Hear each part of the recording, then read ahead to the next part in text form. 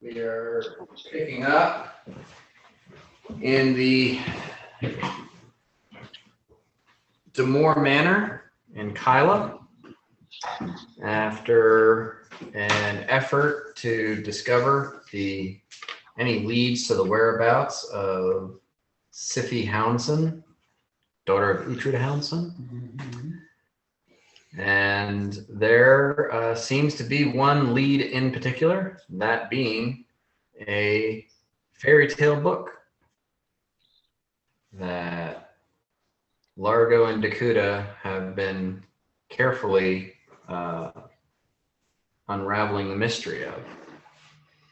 However, the one person who would have the greatest depth of knowledge on the religious significance of this book is trudging through a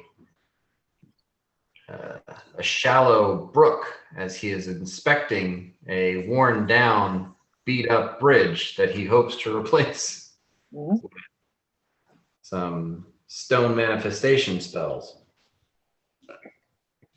And he is still 5 days travel away. I lean into Dakota and I say, Dakota, I have the feeling you're going to want to sit this mission out, but before you do, is there any way you could scry on Mirok and the gang and go get them? And Dakota, being the intelligent fellow that he is, says, Mirok is with Bort, right? I think I will scry on Bort. I mean, okay. I've got a thing that makes me hard to scry on. He doesn't know that. Okay. Gotcha. It's called the Water. Can he send to us to just be like, hey, I'm going to scry on you? Oh, yeah. He can also do that. Yeah, I feel like If that's only what Mirok was here to give him that idea. He doesn't have that idea. And Largo's just like, yeah, scry on Bort.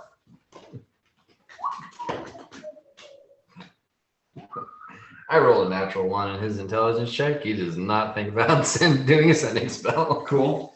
Okay. Cool. 5 days it is. All right. Bort, please give me a will save.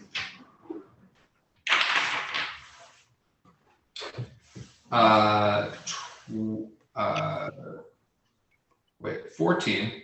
And then I get +1 to resistance against scrying and intel gathering from my Wanderer's Shroud. Okay, so it's a 15 total? 15 total. Wow. Okay.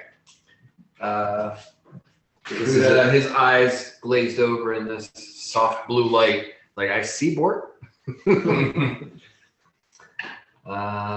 Okay, let me see if I can get some good idea of where they are.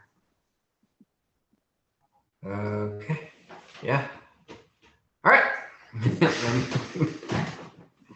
I'll be here. Hopefully I will be back with them shortly. Teleports away. Are the parents still there? Sure. I tell them everything's going to be fine. They're probably going to be thrilled to see a half-orc. Maybe, could I warn them about Bort's appearance? Sure. Hey, friends, we got a scary-looking guy coming. He's harmless. You're going to need a bluff check. I think he won't hurt you, maybe. Maybe. Yeah. Yeah. Probably won't.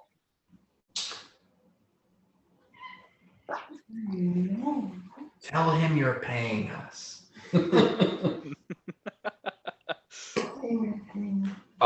Well, Mirok and I are just walking down the road, kicking rocks through the creek, whistling, doing the thing where you put a little piece of hay between your teeth and like twirl it around. Butterflies flapping around, skipping stones as we cross these waterways, you know. All right. Catching lightning bugs.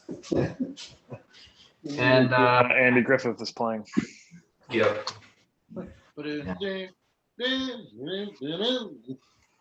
as you guys are whistling along, you hear coming from behind you, "Hey! Hey!"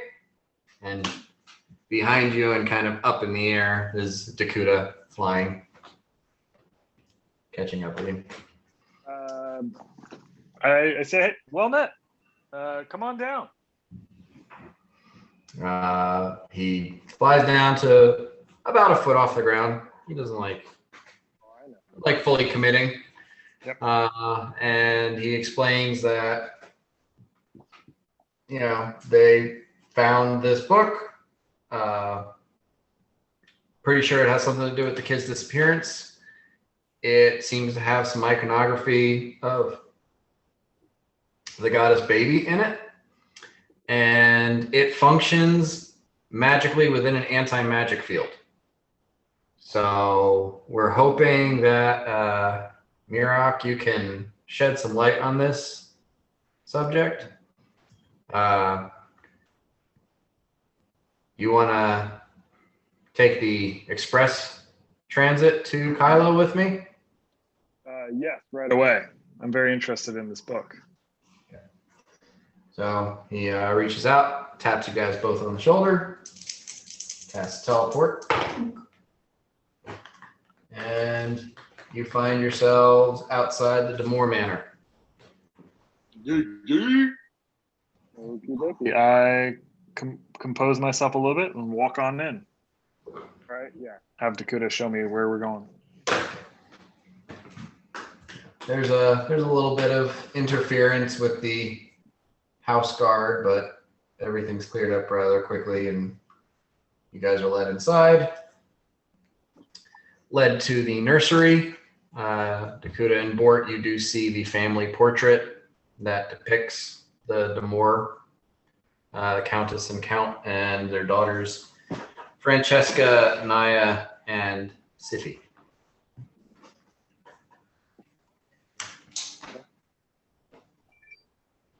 Take all of that in, and then I'm gonna, greet the rest of my party. And if I see this book, I'm gonna go over and roll knowledge religion on it.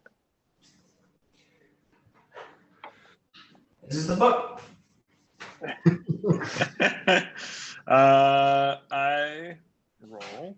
Okay. Knowledge religion 21 total. All right. So yes, goddess baby, goddess of innocence and children. There seems to be. This doesn't make a lot of sense. Like why that book would kidnap children.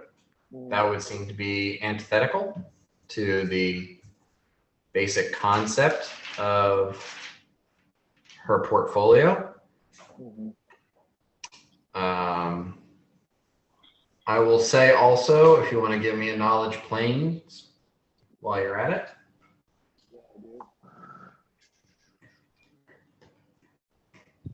Fucking natural 20, baby. Yeah. All right. One thing that you know that is interesting about Baby is that she does not have her own plane, and it's believed that she actually has some sort of a grove or hidden sanctuary somewhere on the planet. She's the only god that actually resides on the planet,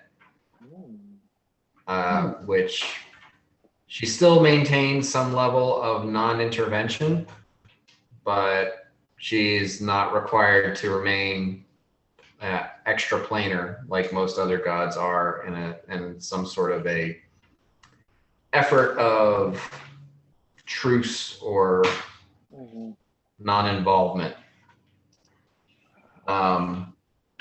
But you are getting a sense that this book is attuned to some sort of extraplanar realm, similar to, say, a tuning fork. Yeah. So I feel like I would put that together with my new knowledge of planes, tuning forks, and travel, and baby.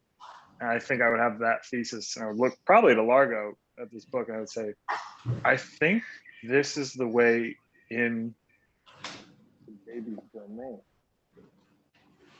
Interesting. Fascinating. I don't know if the children were kidnapped. That's not really baby's way, and you have the orphanage, so a lot of that already. So I don't know if they went in willingly or not, but I think this is our gateway to getting them. So 2 possibilities here that I'm seeing. There's a nefarious element within the the extraplanar area of this book, or some sort of mistake that got sucked in. But either way, it sounds like we should go in and get him. How are we feeling?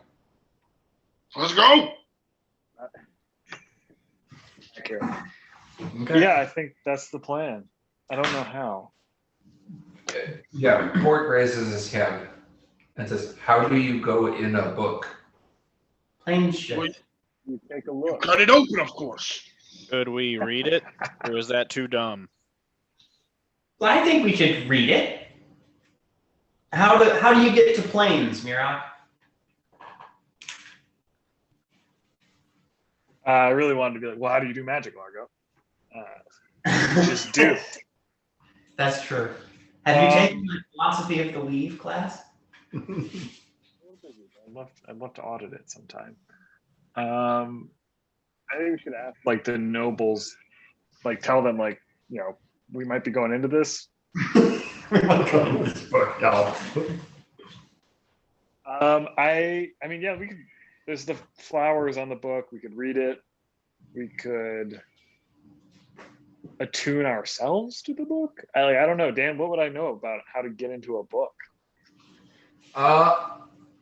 Well, like I said, you feel that the book has a resonance to it, similar to an extraplanar resonance, similar to the way your brand new, elemental plane tuning fork has a resonance that you focus your plane shift spell into to traverse from this plane to that plane.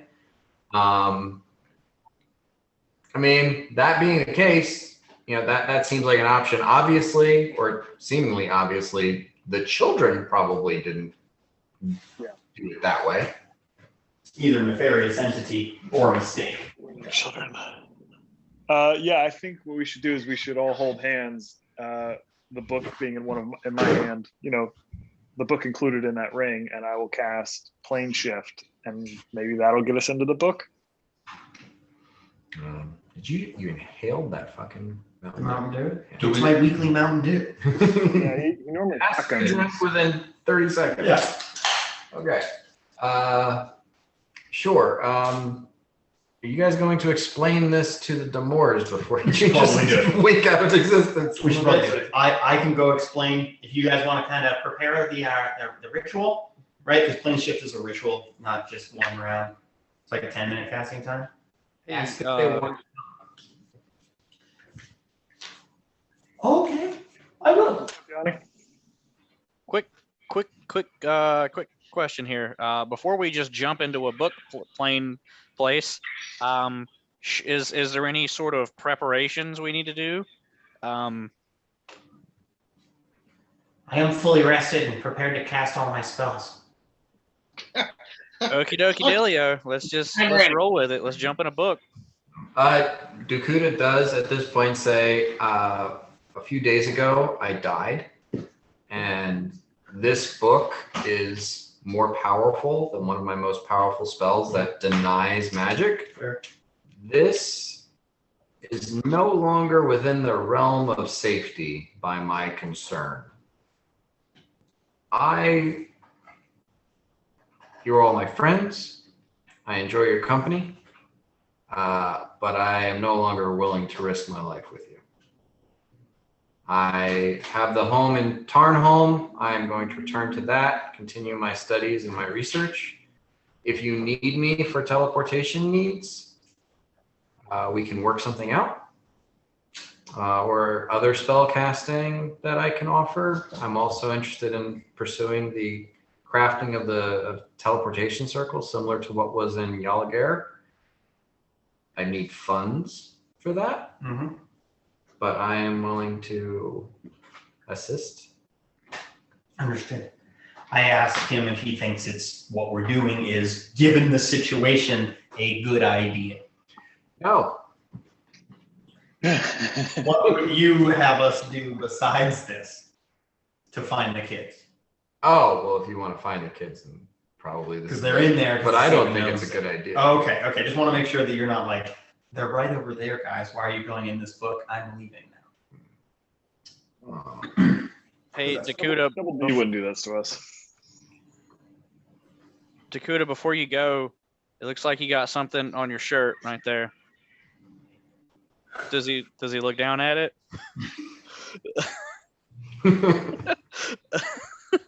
Johnny's always been such a prankster. This guy.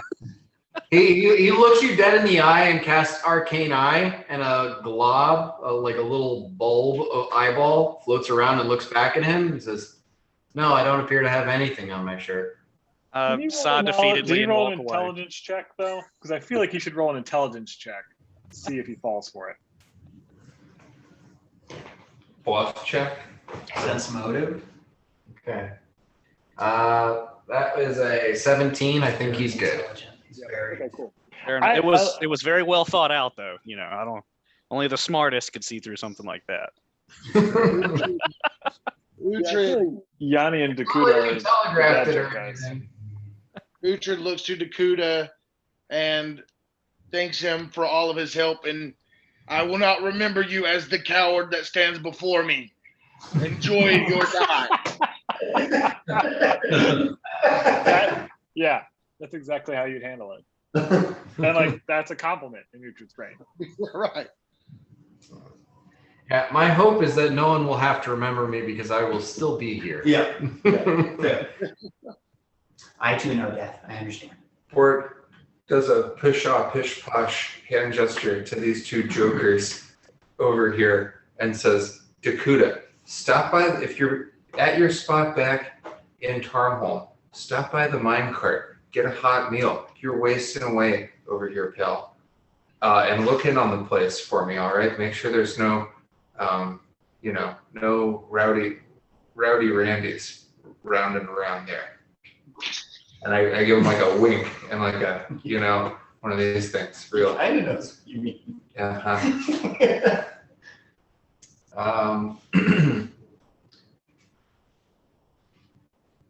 Dakuda pulls his ring off and holds it out to you. Says, if you're going to another plane, you might need this. Oh, yeah, I can. Give me yours. My ring of protection? +3, yes. This is a ring of protection +3 with the Oh, sending with spell. the sending spell. I remember this. We did this before. I'm sorry. I was surprised. Here you go. I want it back. Yeah. You might need it in the short term.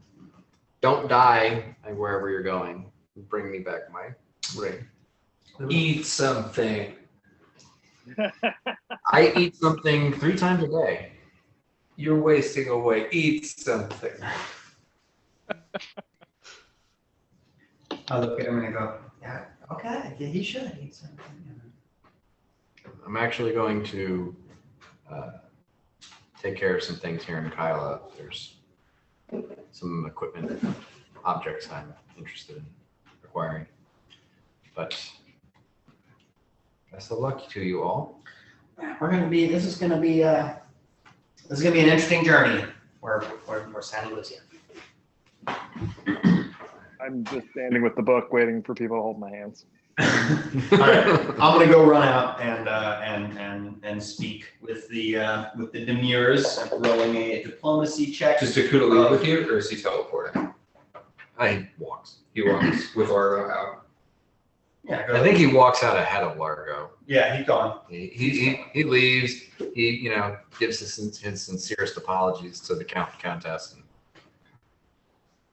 I, with a diplomacy of 38, say we are going to go into the book because we believe that the book contains an extra dimensional space. Hopefully, the children somehow mistakenly read a passage they shouldn't have and were transported into the book. We don't sense that they are in any danger. Would you like to come?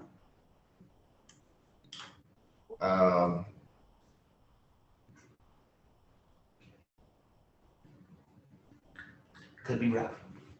Could not be. Could. You trying to do the plot of Jurassic Park 3? So when you say that the girls might be in the book, the countess kind of shudders and cries and kind of leans into her husband's chest and seeks consolation there. When you ask if they want to join, the husband does count to more. Says, if that's where we'll find my girls. They're coming. No, he's coming. Okay, he's coming. If I can interject. Lord asked me to do it, so I'm doing it. Lord asked you to do that? Yeah. Huh. He said, "Oh, ask him if they want to come." And I was like, "That doesn't sound like a great idea, but if you want me to do that, I'll do that." Money and Becky. Well, he chose. It's fine. You just get more diamonds. Oh boy, I don't like this. Do we really want to have a Count's life in our hands? You guys don't know that I asked him, so when I come back with him, we can have a discussion about it. But it did happen. Yeah, Yanni's gonna be like, whoa. But like Yanni, yeah, I'm fully there with you. But I think our characters would also know enough that if a Count says he wants to come, we are not of the rank to like say no to him. Well, I can be very persuasive with my -1 charisma. So yeah, the Count just says, well, let me go, and he goes and like gets his armor, Some adventuring clothes. Yeah, absolutely. like a breastplate, longsword, and a shield. And he does not look confident in his war clothes. Does not seem to be his happy place.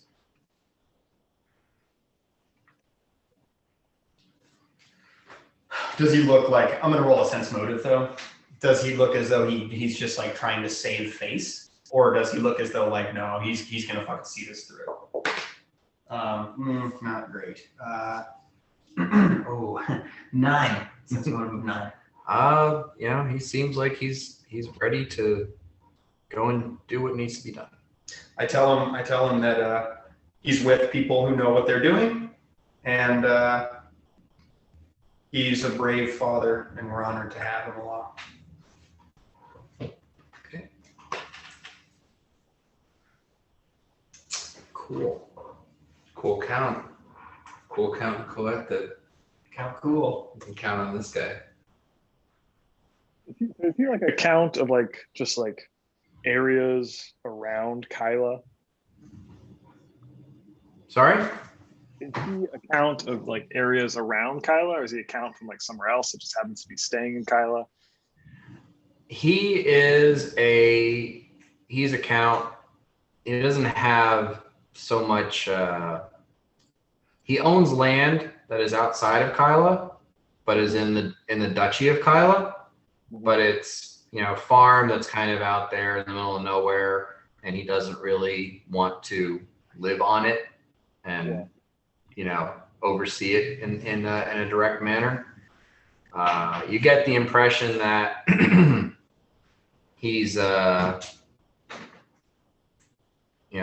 would be more of a baron type thing, and count seems to be a slightly higher. You should have a county, not just have a smaller fief that it seems that he has. But it's an old family, it's an old name. It's he has it's more of a power of legacy. Yeah, I'm just curious. And he seems to be very wealthy. Yeah, definitely. If he can afford toys like this for his child, definitely. All right. So you don't go into his full records or anything, but what little you gather is like, it's not exactly what you expect, but Ford reaches his hand out to the count Uh-oh. and looks at him and says, Mirek says, let's hold hands. he nods and like swallows hard and grabs Ford's hand. All right. I grab his hand on the other side. Okay. I haven't grabbed anybody's hands yet, and I'm trying to make eye contact with the Count. Okay. And I ask if I could have a word before we go any farther in private. He takes his hands away from you guys and goes over and speaks with Lord Fremont. I'll wait for you. Sir, I strongly recommend that you stay here. I think your presence here is more needed than your presence within a magical domain. Keep in mind that you have a purpose and a job here. Our purpose is to serve, and I feel confident that we can bring your children back without your direct intervention. I also worry that you could become a liability in there, and I mean no disrespect with that. I don't know your prowess in combat, but think if it comes into a situation where I'm forced to save you versus one of your children, could you live with that? Damn, Yanni, -1 charisma. Give me a diplomacy check. Like every movie where like the president is like, I gotta get my family. His bodyguard's like, sir, no. Mr. President. That was a 15 on the die, -1, 14. Okay.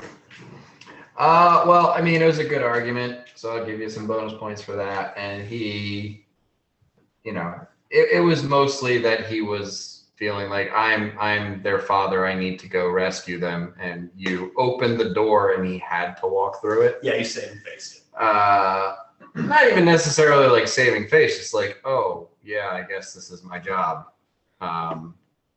But now being presented with, you know, yeah, maybe my job to get shoes on my children's feet, but if I'm not a cobbler, I shouldn't make them myself. Yeah, I'm able to do this work. So yeah, that would have been a fun. Count, no! And he just rushes Weight around your neck. Way to go, Yanni. Whew. Okay. Cool. All right. So the rest of you join hands, and Yurok, you attempt to plane shift using the book as a focus. I do. I do the spell and I say, let's take a look in a book, and then I cast the spell.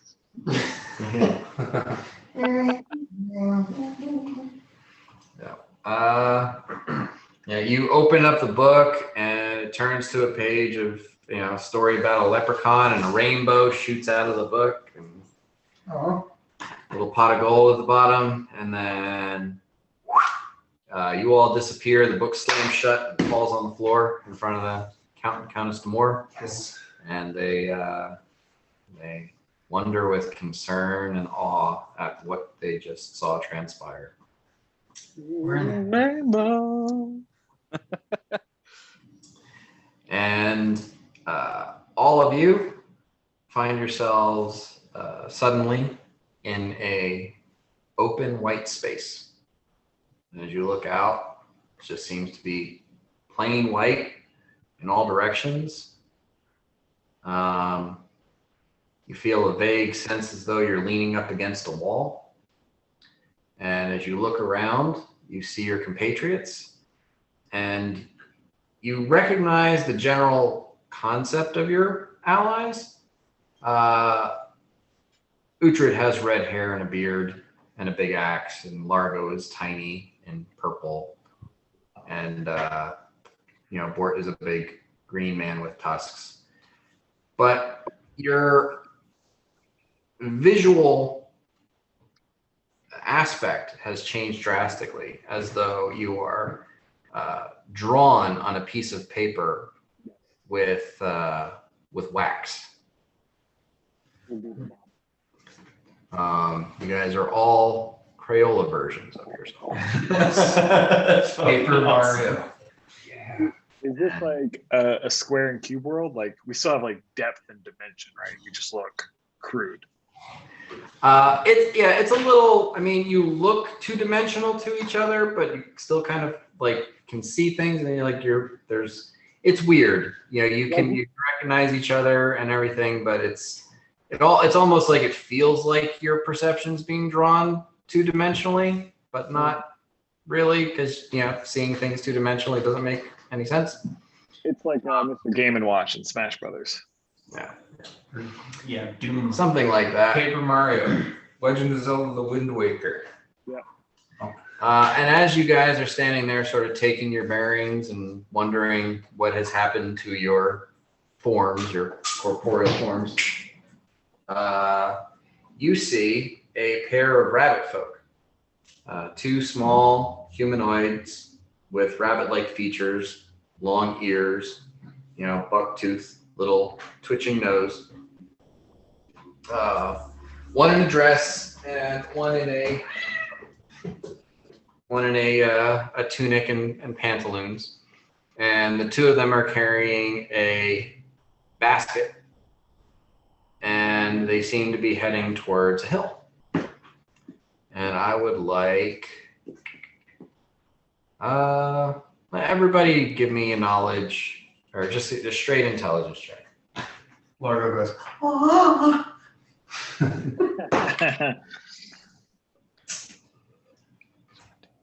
Would a knowledge nature check help any? No, nothing is natural about this. I got 11. 17. Bort rolled a 2 on a die and takes a -1. I got a 22. 22.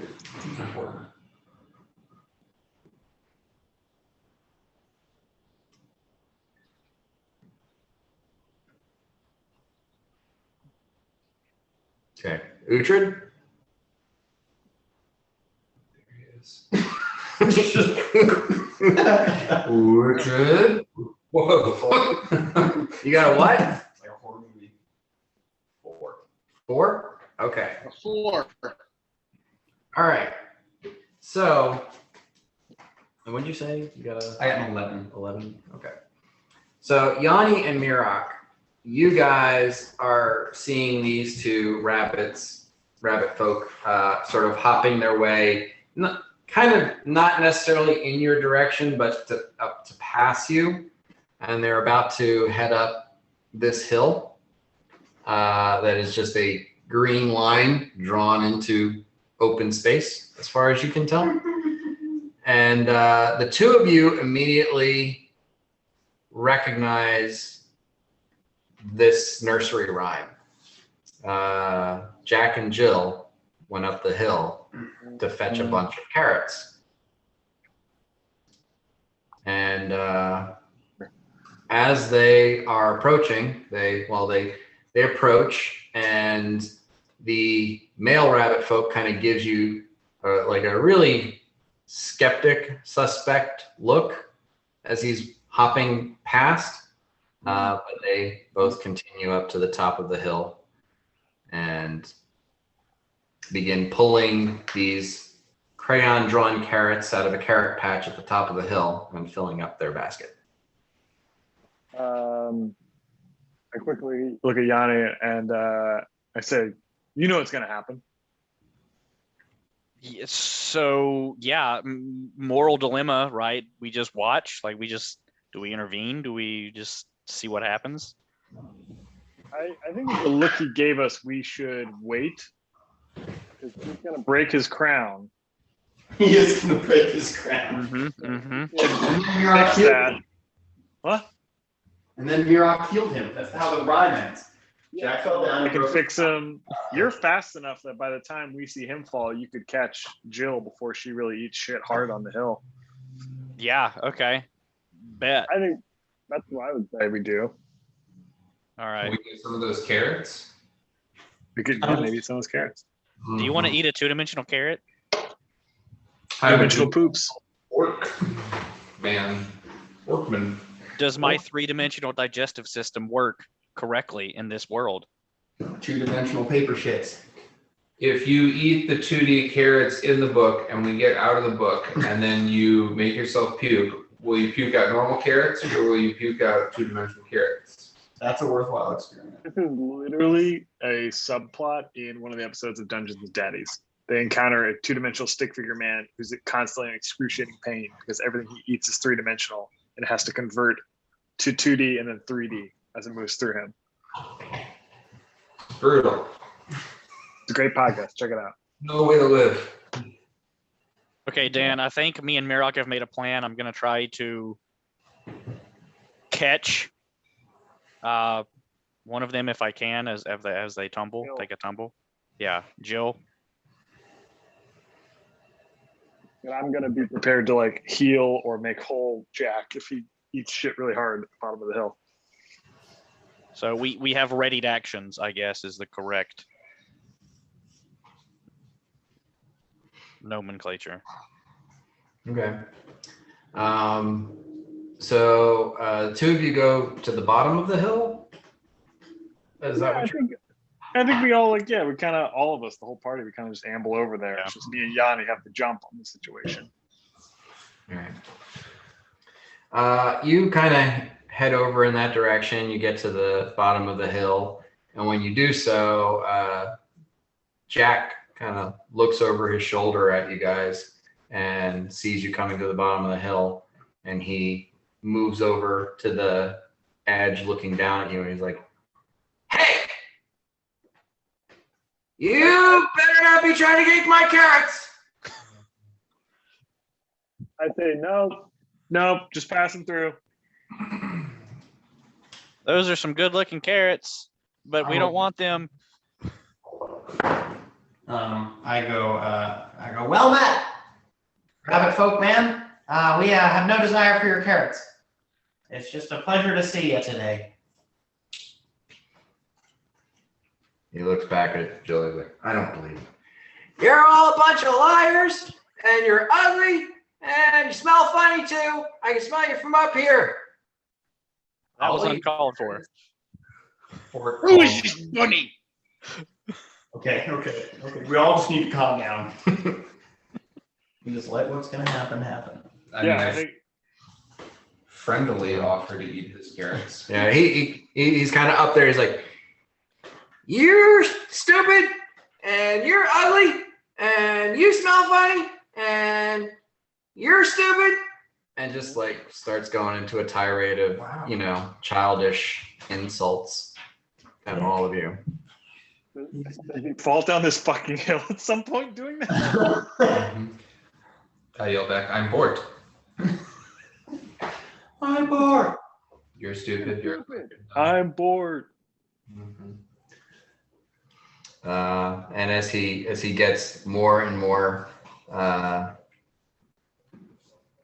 intense with his insults, his childish schoolyard insults, he leans forward and slips on a rock and begins to tumble down the hill. And Yanni, give me let's say a reflex. Oh yeah, I'm about to save this ungrateful little shit. Little shit. Oh, yeah, there's one coming down the hill and break all his bones. 1 sec. 25. Okay. So yeah, you dive up the hill, catch this little rabbit boy, and slide down the hill with him in your arms, and his crown does not break. Haha. Crisis averted. You were ready to save anybody, not just Jill. Yeah. Okay. And at that point, he Bad, very bad. he starts, he continues to yell. It gets a little weird. It's like, stranger, bad touch. Why are you touching me? Let me go. And he, tries to get out of your grasp. Okay, I look at Mirok before I let him go. Like, what the hell do I do now? I mean, I'm like, we're like, yeah, let him go. And then I'm gonna look up the hill and Jill, who hasn't been yelling expletives at us this whole time, and be like, hey, we're looking for some little girls that just came through here. 2 girls and an older one. We know their family. Do you know which way they went? Because this little shit's unreasonable. Well, yeah, he He's making every effort to get out of your grasp, but you know, he is a little boy, and he's not nearly strong enough to get out of your arms if you don't want him to. Okay, I'm gonna like whisper to him, like, I mean you no harm. I'm gonna let you go. Please don't do anything rash. And then I like let him go. If he Okay. kicks me in the balls, I'm decking him. I'm dropping him. You let him go, and with his two big rabbit feet, he like bounds off of your chest, you know, like to get away and you can. It's almost in slow motion from your perspective as he pushes himself away, and you know just has this sort of cute but angry face, you know, looking back at you with disdain. You can see just behind him this gray circle that wasn't there before is now there. And he's heading straight for it, and he hits the ground and smacks his head, and his head literally pops open, and a little gray blob rolls out onto the grass. Go get it, Murak.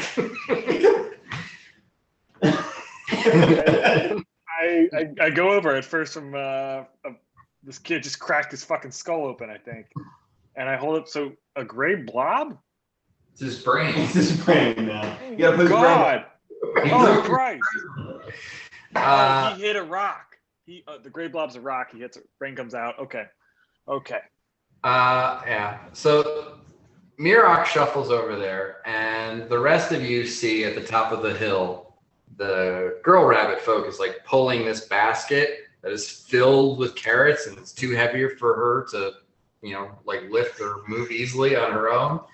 And she gets to the top of the hill and No! stares down at her brother, and sort of manifesting around her is this blackish green dark energy. Oh no. And you just get this immediate sense of ominous dread as her eyes go from these big doe eyes to like points of green light, and her feet begin to drift up off of the ground. Still all looks like a crayon drawing though. Still looks all like crayon. Oh no! He's cute, evil. Oh yes. So what are you doing, Mira? So to clarify, his skull popped open. Oh yeah, it's a jagged line. Yeah, it's like red on the side. There's just this like little gray blob with squiggly lines drawn on it, laying next to his skull. His lines are two X's. Oh, he's dead. Put his brain back in his brain hole. Yeah, that's what I'm doing. I take a skull and it's got the rabbit ears. You know, I got like this. I take the brain, go like, I'm do one of these, and then I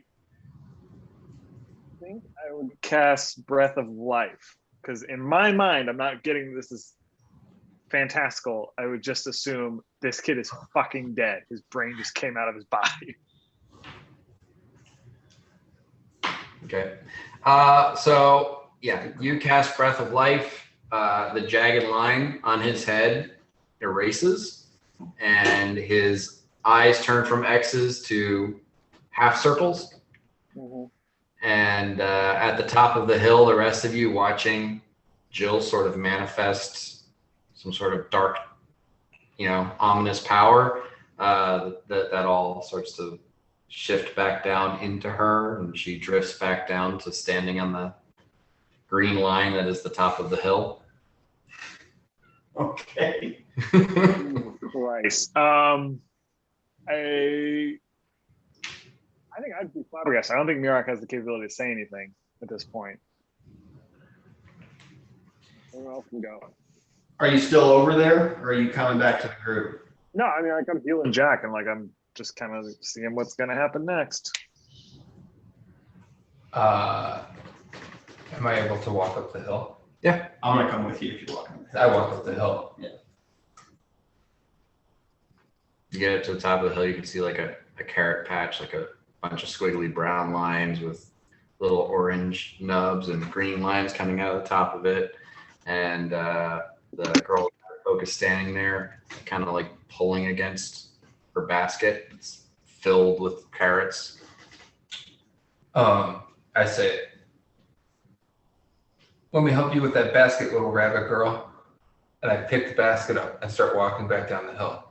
Okay. And she holds on to the other side Okay. and walks along with you. I casually reach in and take out a carrot, take a bite. I'm just walking. She looks at you and her eyes go dark for a second, and she says, "Only take one." Bored. Chop, chop. Yeah, they're delicious carrots. Tastes carroty, but little pulpy, little woody, little papery. Uh-huh. Mm. It's no kebab, but Let's go mess your guts up, dude.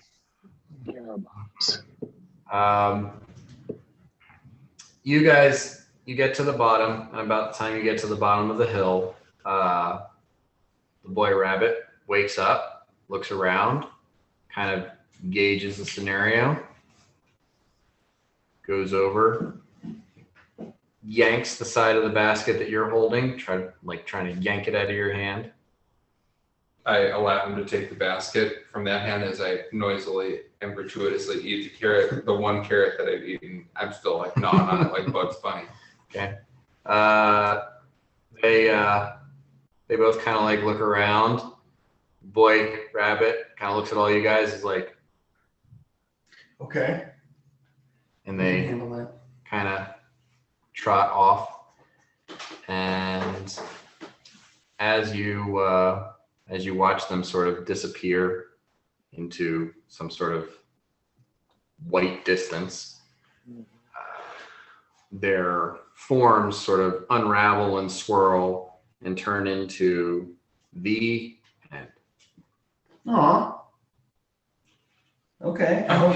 I'm wondering if we just like butterfly affected that story, or if this is what we should do. Oh, you picked up on how to do that really quick. If you did it, you would have had to fight Jill, and Jill was a fucking monster. Yeah. I think we did good. Let's have a little huddle here. This place is fucking weird. I think that was a good first story. I think if we're in a book, we need to just, like Mario, just walk to the end and then go to the next page. Okay. With the knowledge that these things are super powerful. Did you clarify like what happened? Like how you guys knew what was going on? You recognized the story, because Largo did not recognize. Yeah, no, I do. I tell you guys, I say, Yanni and I picked up on that. I mean, Bort, obviously you weren't read children's stories as a child. I don't know if you had a childhood. Uhtred, you're intelligent, but I don't know if you're I've literate. never heard of those things. And then Largo, I'm like, I had a family. I had like a pretty cool childhood. So like you guys, anyways. Uhtred clearly did. Yeah. Okay. Well, Yeah. okay, then yeah, if it's like a book, let's walk to the end page and flip it. Really hard. It'll flip the page.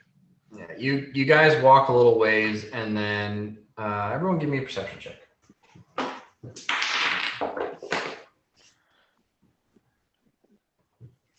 Five. 32. 38. Oh wait, is it traps? No. Okay. 33. And even 20 for Mirok. Okay. All right. So Yanni and Bort are the first to notice that there does seem to be like a crease in the white and a little triangle kind of sticking up out of the ground. Okay. I reach down to the triangle and see if it's trapped. You don't notice any traps. Yeah, I touch the triangle with my big cranny orc hand. It feels thin and flimsy. I pick it up and I hand it to Yanni. You pick it up and the ground comes with it, and it just kind of like comes over and envelops you, and you turn the page. All right. Cool. Bort, roll a d10 for me. A D10. That's a 12. That's a 12. This is a 10. 7. So that would be. It's got a 0 on Mm, it. Okay. You can get a 0. it's 10. Okay. So But yes. as the page turns, you guys find yourselves on a forest path. This is more of less of a crayon drawing, more of like a watercolor, Disney background. something a little more impressionist than that, but Okay. not heavily. Just like a watercolor background of a somewhat idyllic forest path. And you look behind you and it's white, but there's a forest path in front of you. Okay. Here we go. Marching order. Ford starts whistling and walks up front. All right. And does a little watercolor walk. I'll be right behind you. Yeah, I think Largo in front, then Uhtred. You I'll go think you behind wanna- Largo. Yeah. And then Yanni, you want to be in the back? Because I feel like being in the back really is relevant for you because you can be in the front a second. Yeah, I can leisurely take up the rear. All right.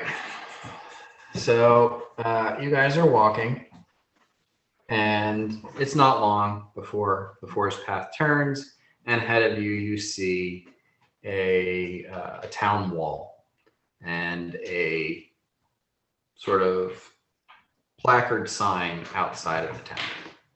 What does the sign say? As you get close enough to read it, it appears to be something of a poem or rhyme. And the placard says, "All are welcome in Our Lady's reign, free to return by whence they came. If thoroughfare is your true aim, then face Our Lady with a game. Post her a riddle, fair and swift. If she answers true, your fates fell shift. If she is stumped, accept her gift, and take thy leave on winds adrift. If you should try and triumph achieve, all you can carry, take and leave." What is in my pocket? Yeah, right.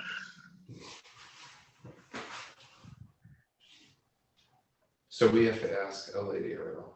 We might have to ask a lady a riddle. Is there a gate? There is a opening as you approach, just not a gate, but just a sort of archway that leads into a town. Beyond, you can see a town, the sort of idyllic little town with wattle and daub houses, a fountain in the center of a square.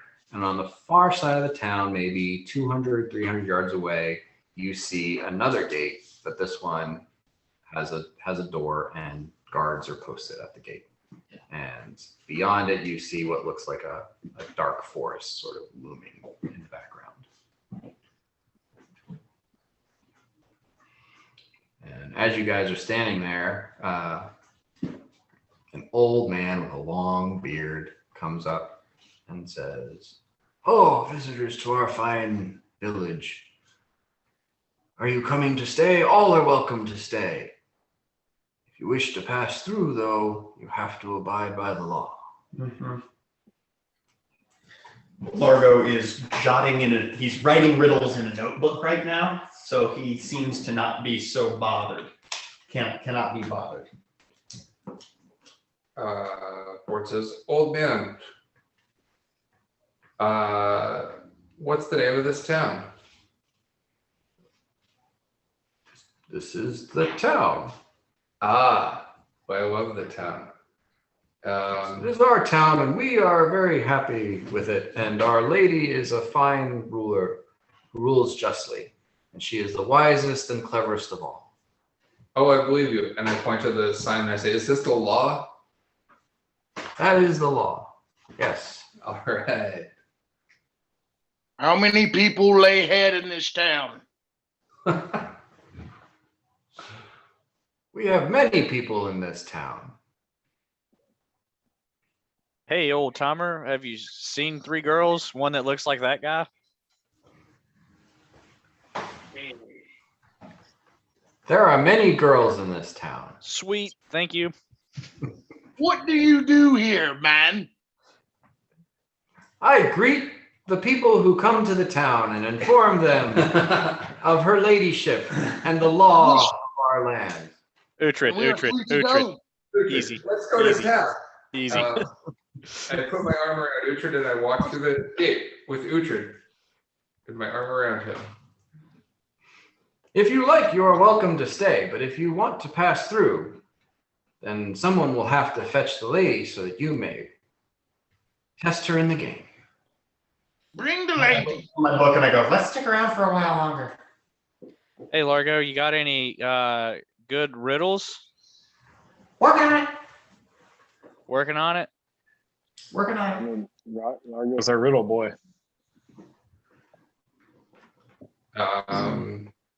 I walk with Uhtred into the center of the town and look around. What do I see? You see a town where there's like a little bit of, movement, bustle. There's some fairly nondescript townsfolk, with like from a distance painted in pastel. You're not like catching a lot of facial features or detail. And they're just kind of milling about, going from merchant stand to merchant stand. And there's a murmur of activity. There's the sort of quiet splash of the fountain in the center of town. You'll also see that there is a raised dais in front of the fountain that looks like, a proclamation stage of some sort. I walk up to the dais. Okay. And I lounge against the fountain. Okay. With Uhtred and Largo and Mirak. And I say, Yanni, get a load of this. Just a couple of guys lounging around a fountain. Who'd have ever thought we'd be here, just us guys, in a fountain, in a book? How do you like that? That does kind of mind fuck Mirak a little bit. Yeah. Everyone, give me an intelligence check.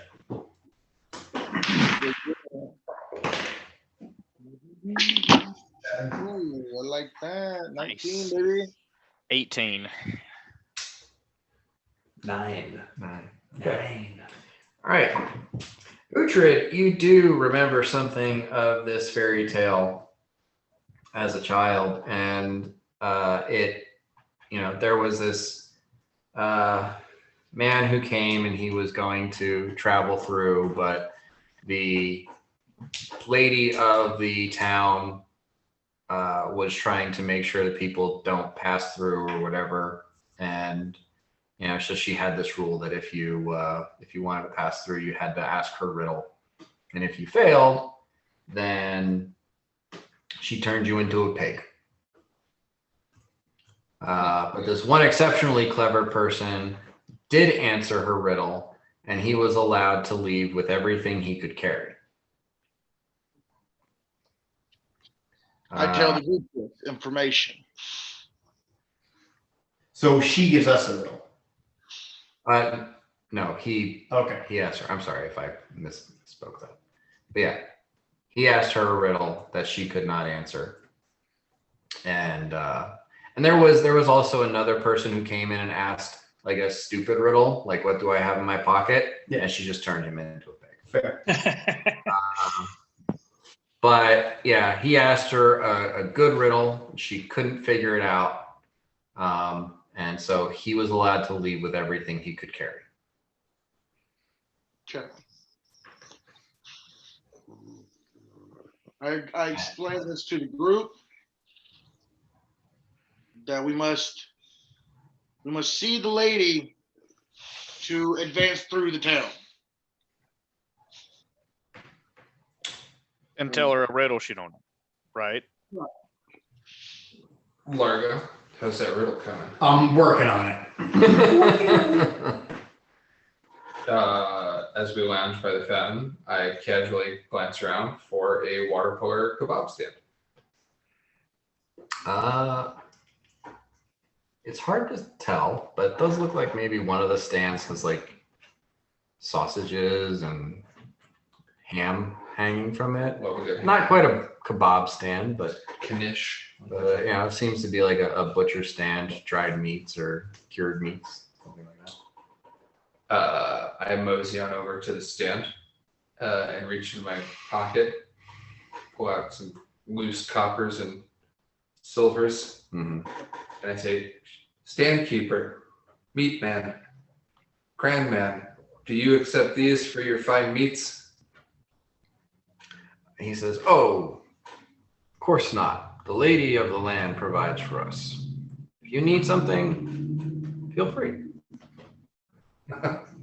I reach up and take a string of sausages, like, Mhm. you know, like a Christmas ornament string of sausages. I just bite one like loose on the end and I walk back to Uhtred and I say, "The meat's free."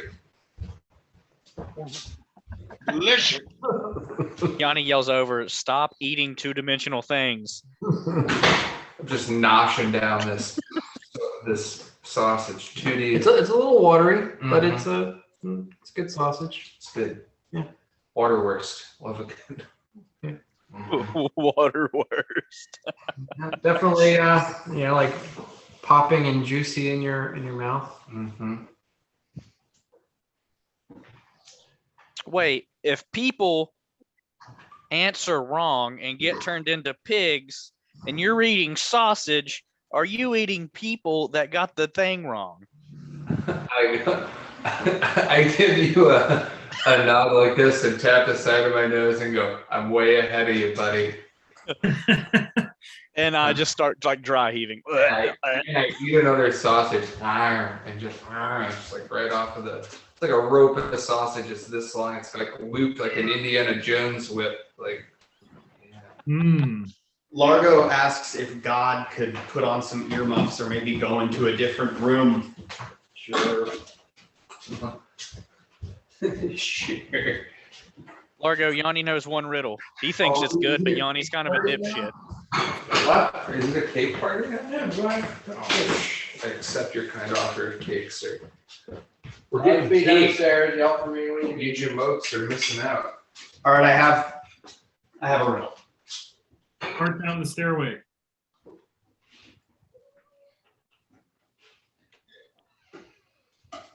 Dude, what is this cake? Okay, I'm gonna get closer to the mic. I'm gonna wait until Bort gets the cake. But I think I've got it. Yeah, some army daddy. You got a riddle?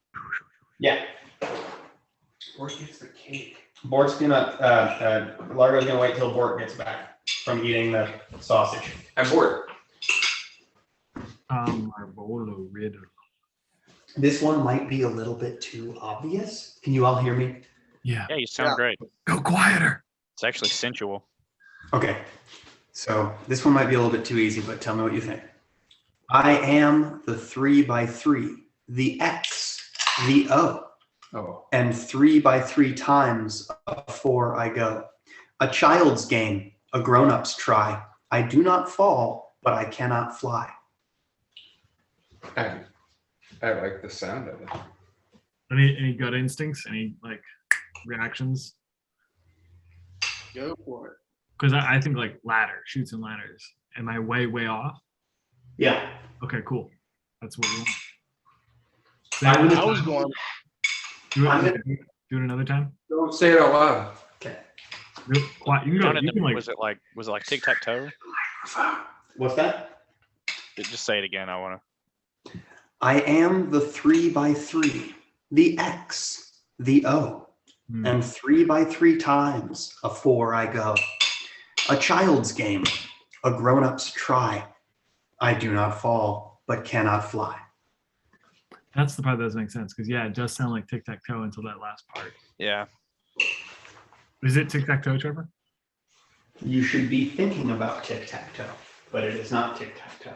What happens when grown-ups play tic-tac-toe? and they're actually intelligent. They fuck. They play chess? I don't know. You're scaring me, man. They draw. A cat. A what? It's a cat. Cat's game. Cat's game. Oh, yes. Yeah. Okay, that's good. I like that. Okay, let me read it again.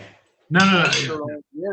You're good. I am the 3x3, the X, the O, Oh, and 3x3 times 9 life. A 4 I go. A child's game, a grown-up's try. I do not fall, but cannot fly. Always land on the feet. Yeah. That's really good. I like that a lot. Did you make that up?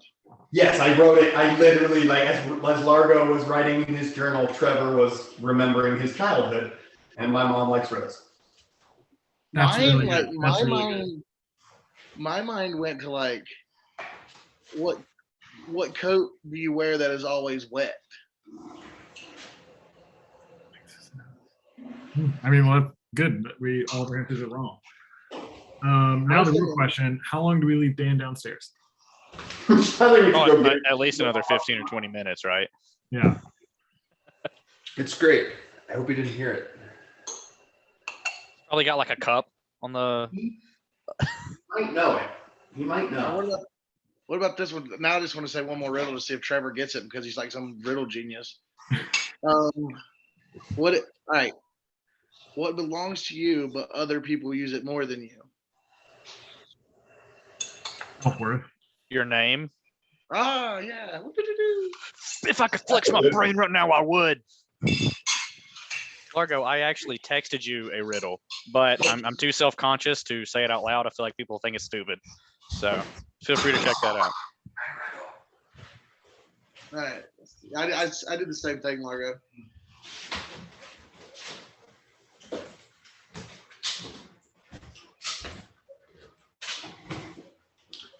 I've heard this one before. What is the answer to yours? This guy? Are you asking me? Yeah. Man. What walks on 4 legs in the morning? Man, Oh yeah. 2 legs in the day and 3 legs at night. the Sphinx. Yeah. This fucking Sphinx. Yeah. That's like the OG. Yep. That's why I was like, if it's, do you try to say like a riddle that's from like a old story? Like, No, you gotta write one. It's the only way to fool Dan, because Dan's got a fucking noggin on him the size of fucking Australia. So you gotta make one up. But he also really likes cats. So I don't know. here's my issue though. According to the fairy tale as Uhtred recited to us, one person answered and got to leave with everything they could carry. Does that mean that each of us need to come up with a riddle? Right. That's what I was thinking too. There's 5 of us. I mean, I think let's cross. We're a unit. I think we're probably good. We function as a unit. All right, I'm gonna go get Dan. We gotta ask Dan that question. Yeah. Let's do it. The old man. If we need to do some other tomfoolery, we'll cross that bridge. All right, Dan. We might have to fight the lady. Did you hear me?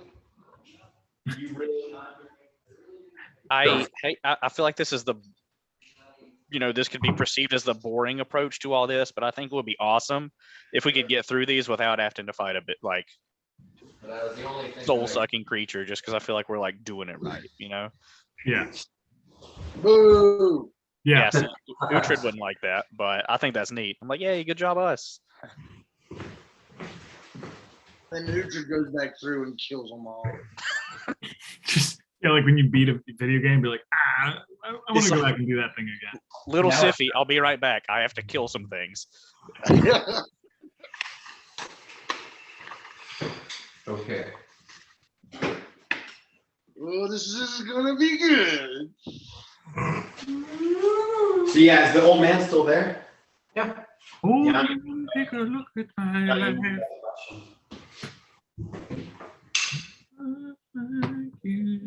So what happened was Dan went downstairs, remoted into this Zoom session, heard everything we said. I was gonna say there was a brief login. We kept their video off. Old man. Oh Did man. y'all ask something of the old man? Largo's like very intent on writing this riddle. Hey, We hey, need old, the old lady. man, where's the nice lady we need to talk to about riddles? He says, I will fetch the lady if you so desire. Go get her. Yeah. I mean, do we all? Well, Largo doesn't want to ask the question, but I thought we had a question about. Oh shit. Yeah. Sorry, I got distracted. So if a clarifying question, old man, is this a singular question for each person, or can we get by on a group rate? He says, as the law states, if you should try and triumph achieve, all you can carry, take and leave. But yes, only one person can succeed. Okie dokie Oh, I dealio. made up another line. I hope that's okay. Well, Uhtred, Yep. do you want me to write this riddle for you down on a piece of paper? I do. I will text it to you now, says Margot. And then we got to think about how we get Uhtred to carry us out of the fucking. So Largo can make himself small. So that's that one. think Bort, how he much can do you weigh, sir? Like 200 pounds. Okay. I'm $170. Mirok, how much you weigh there, big guy? A metric fuck ton. Yeah, I was kind of afraid of that. You look dense. I'm a thick boy. Uhtred can carry so much. I can carry a whole lot. Okay, so here's what I'm thinking. I think Uhtred needs to carry Mirok in his arms, and then I'll jump on his back, like piggyback, and then Bort, you'll jump on my back, or vice versa. Double piggyback, triple piggyback. Can't I just put you on the handy haversack? I don't think people can go in those. Yeah, people can't go in those. But Uhtred does have a backpack that's got rope attached to it that he can like lash things to, and he can carry like 2 tons worth of shit. Yeah, he's very strong. He's got great load bearing properties. And I'm gonna be taking a lot of this with me. So All right, what'd you say? Sorry, I had to reconnect. you can carry all of us, but you gotta ask the riddle. Man, dude, no problem. For you now, Largo is. It's very important that you get every word right, Uhtred. Even if it I takes. know how to speak, Largo.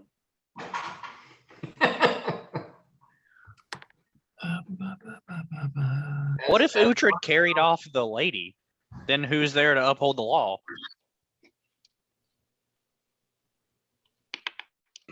Game As broken. Oh. As Largo is writing down the riddle for Uhtred to read, the old man returns with a lady wearing a crown and noblewoman's attire. And I will say, Yanni, you're probably the first to notice that this is Francesca. Ooh. Oh, so we gotta take her with us. Okay. Hello, Francesca. With a mouthful of sausage, Port says, I like your crown and noble lady's attire. Would you like to maybe go home? She says she looks at you and kind of furrows her brow and says, I am the lady of the town. I am home. Yep, silly me. Sorry for that. And I just look at Largo like, what the fuck? We're just gonna, Largo gives you a look like we're just gonna play this game. And if you were to read his mind, he would think, if this shit goes to hell, hopefully we can plane shift out of here, children or no. But, Uhtred, have you received the folded up piece of parchment from Largo? Paper I have. Okay. Do you have any questions for Largo? I can read, Largo. Largo's very nervous. He was going to read this. Uhtred, before we go any farther, do you think maybe we should ask the lady if she will go with you? If you riddle her whatever, Fucketh. I don't. It's whatever you can carry. Yeah. And she's a little child, so maybe Uhtred would be like, She's in. Francesca's. Yeah. oh, this grown. is okay. This maybe I was gonna say maybe she'd say like tee hee if you offered her a like a fucking I don't know like a piggyback ride or something. But never mind, this is the old one. Hey, I think we cross that bridge when we get there. It's all Yeah. in the Not point. doing that, yeah. That's let us go, lady of the town. For I am Uhtred, son of Uhtred Houndstone. I will now be giving you the riddle of riddles. As you say that, she steps up on the dais and she assumes a sort of regal posture and waits for the riddle. I am the 3x3, the X, the O, and 3x3 times a 4 I go. A child's game, a grown-up's try. I do not fall, but cannot fly. What am I? Eat that fucking sausage. Like a bandolier of sausage.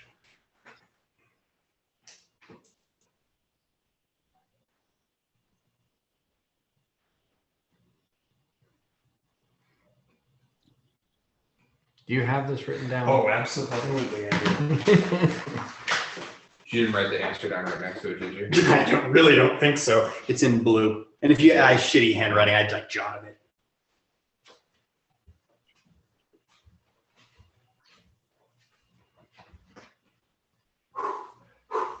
Oh boy.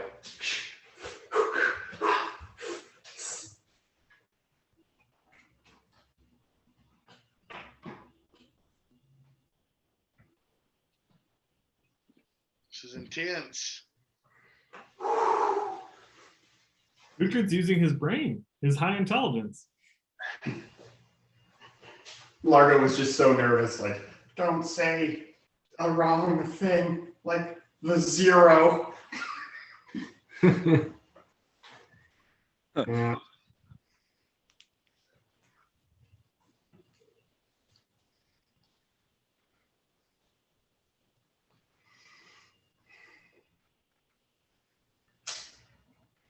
Ford offers the old man a sausage. Aw.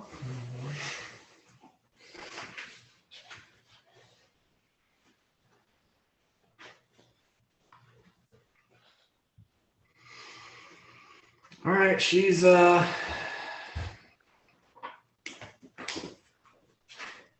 Hopefully not ready to answer.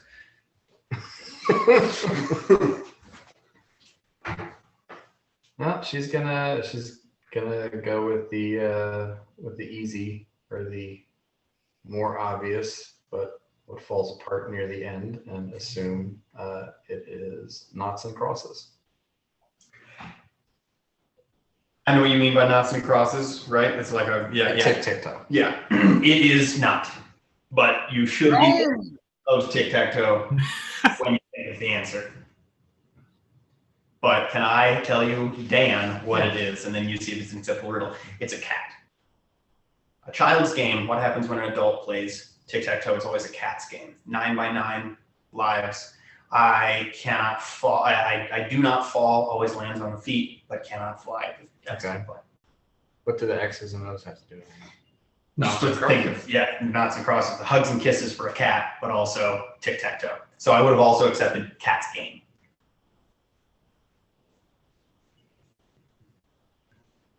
Damn, Uhtred's a pig.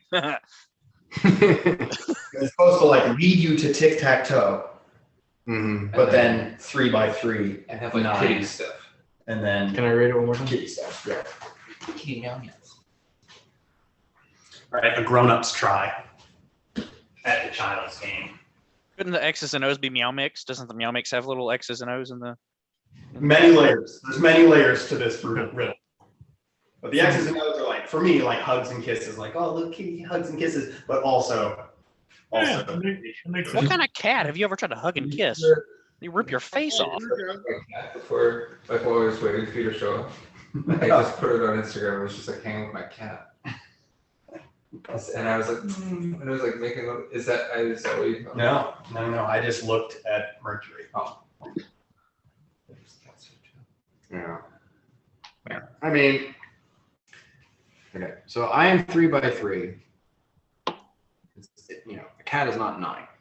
Cat has 9 lives. I am in 3 by 3 times before I go is 9 lives. Yeah. But a cat is not 3 I by mean, 3. come on. Like, realistically, it's a cat, dude. I'm working this out. So this is where I also and would I will, accept and I will, I will, Yeah. and then I will give my judgment at the end.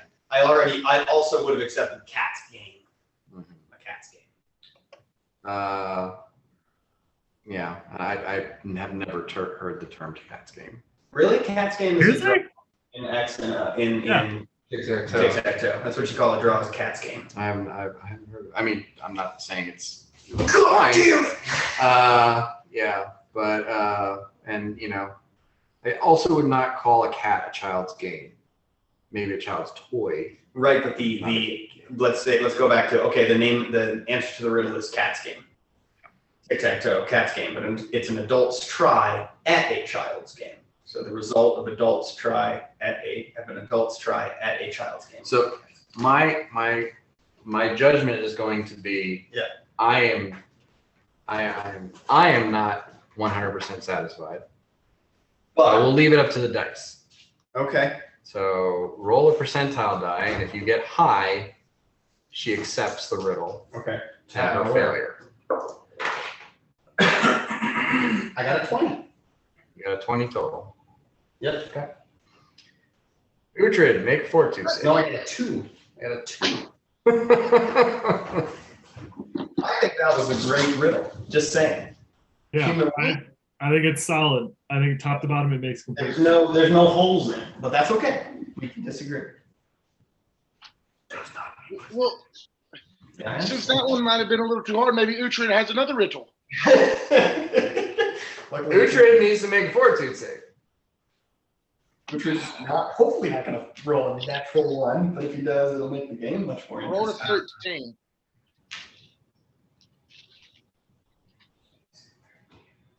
Is that plus 12? I don't know. What's your fortitude save, man? Yeah, 12. Damn. Well, so what's the total? 24. Said you rolled No, I a rolled 13. 25. Yeah, 25. Okay. All right. You do not turn into a pig. Yeah. Oh, That's God, fair. Two we- things at once, but maybe we cats. broke the universe. And the lady kind of scowls at you. And then the the old man just sort of like, all are welcome in Our Lady's reign, free to return by whence they came. If thoroughfare is your true aim, then face Our Lady with a game. Pose her riddle fair and swift. If she answers true, your fates fell shift. If she is stumped, accept her gift, and take thy leave on winds adrift. If you should try and triumph achieve, all you can carry, take and leave. Basically, you get the impression of like it's a reset. All right. God. Largo's We're gonna back. write another riddle. Largo's gonna write another fucking riddle. If you Largo. Uhtred will tell her riddle now. Okay. Before you think of another riddle, can you like brain goo this lady and make her Yeah. remember her other life? I don't. So okay. Fuck. In order to do that, I need to figure out if they're magical enough to like really know what the fuck I'm doing when I cast a spell. We could get into a lot of trouble with this. There are town guards. I'm concerned about if I just can I speak. With The my only friends? guards you see are the two guarding the exit. Okay. I mean, I'm gonna speak with my friends in private for a second, and I kind of like get you guys over, and I say,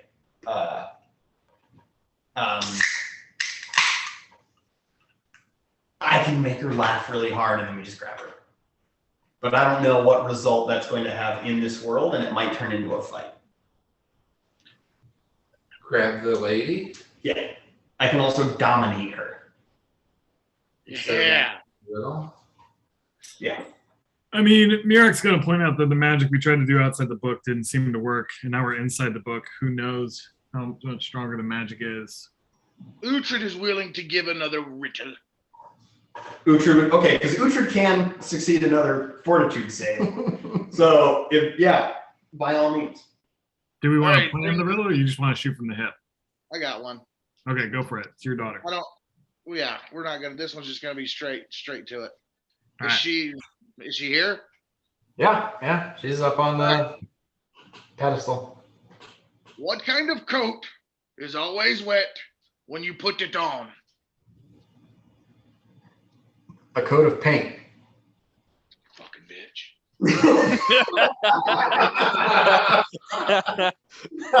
Another fortitude save, I would think. Richard, please make a fortitude save.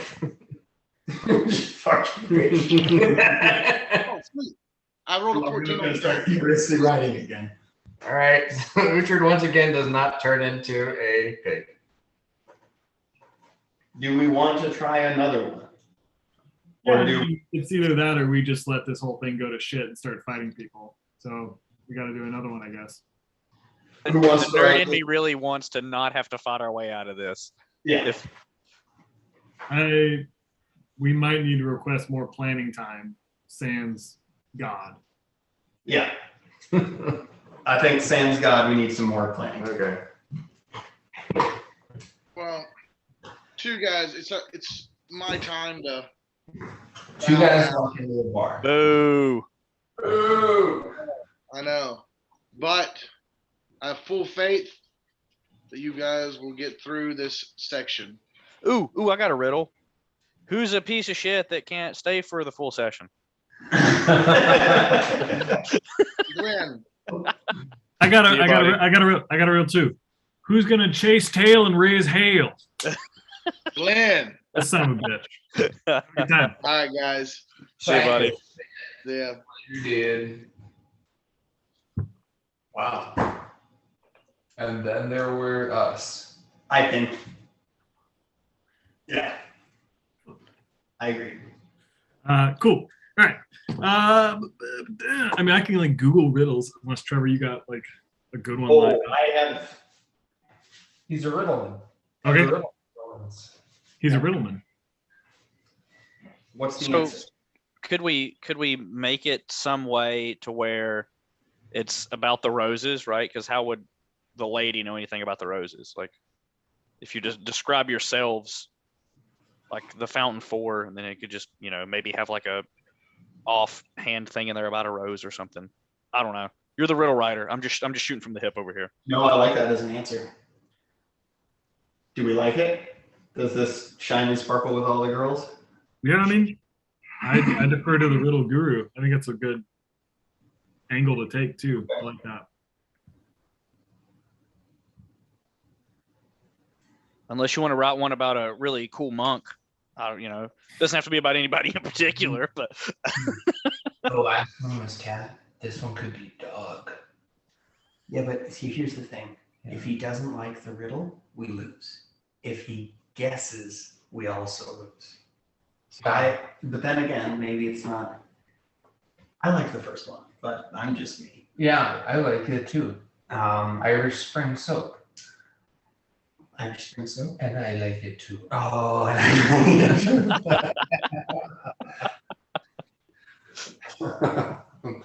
the roses are red. Mm-hmm. Yeah. Okay. I like that. But he's gonna get it. Yeah. That's right. So, but yeah, it's not supposed to be like. A shining star, something, where flowers are. It's just like, oh, they made a reservoir. And then we're like, but how does she know that? Well, she just does. See, I don't think he'll do that. Okay. I don't. I really don't. I could be wrong though. Only one way to find out. And who gives a shit if Uhtred turns into a pig?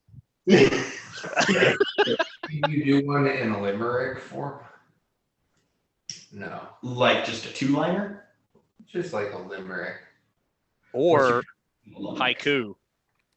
Da da da da da da da. Da da da da da da da. Da da da da da da da da. Okay, okay, Uh-huh. okay. Everyone's listening. Exactly. From Nantucket. I mean, the benefit of all of us disagreeing with that riddle result is we are making Dan just sit in his own basement. I'm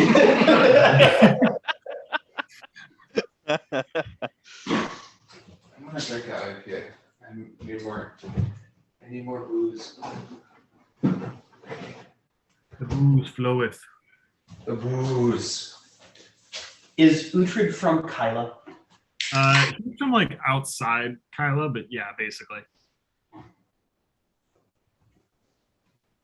Potatoes. I think his tribe was like somewhat nomadic, but they lived in the hills around the city. Uhtred? Uttered. Odor? Straight dang on the odor, boy. What is it? There was a king of Rome. His name was Uttered. Odard? Odard? Odor. Was from the foreign exchange student from a Simpsons Treehouse of Terror. I was watching that last night. Uter. It was on the TV in the hotel. I forgot how fucking funny early Simpsons is. Oh, it's so good. Yeah. And then you look at the writers and you're like, oh, of course the show's fucking hilarious. Conan O'Brien. Mm-hmm. Fucking who's the dude who does the voice of Lionel Hutz?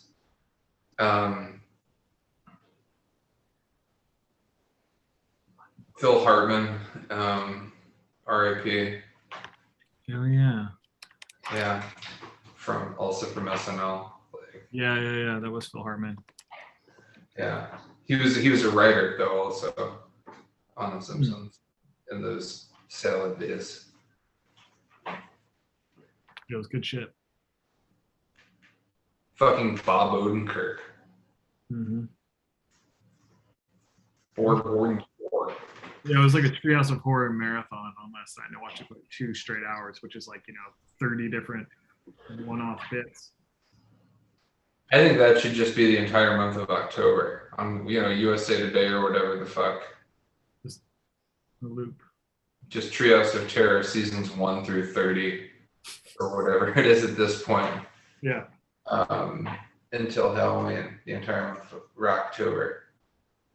My favorite joke was the one where they're doing the War of the Worlds one, and Orson Welles like comes out, he's talking to the cop, I can't remember his name, and he's like, everyone needs to calm down. And the cop's just like, you need to mind where you put your nose, bud. And then Orson Welles just goes, nose, bud. And it's like, That's so good. it's like, yeah, it's just like a one-off little thrown away joke, but it's so fucking funny. Pretty fucking good. What rhymes with bandits? Family. Give me 1 second, dude. Let me go to rhymezone.com. Hamlet. Bandits.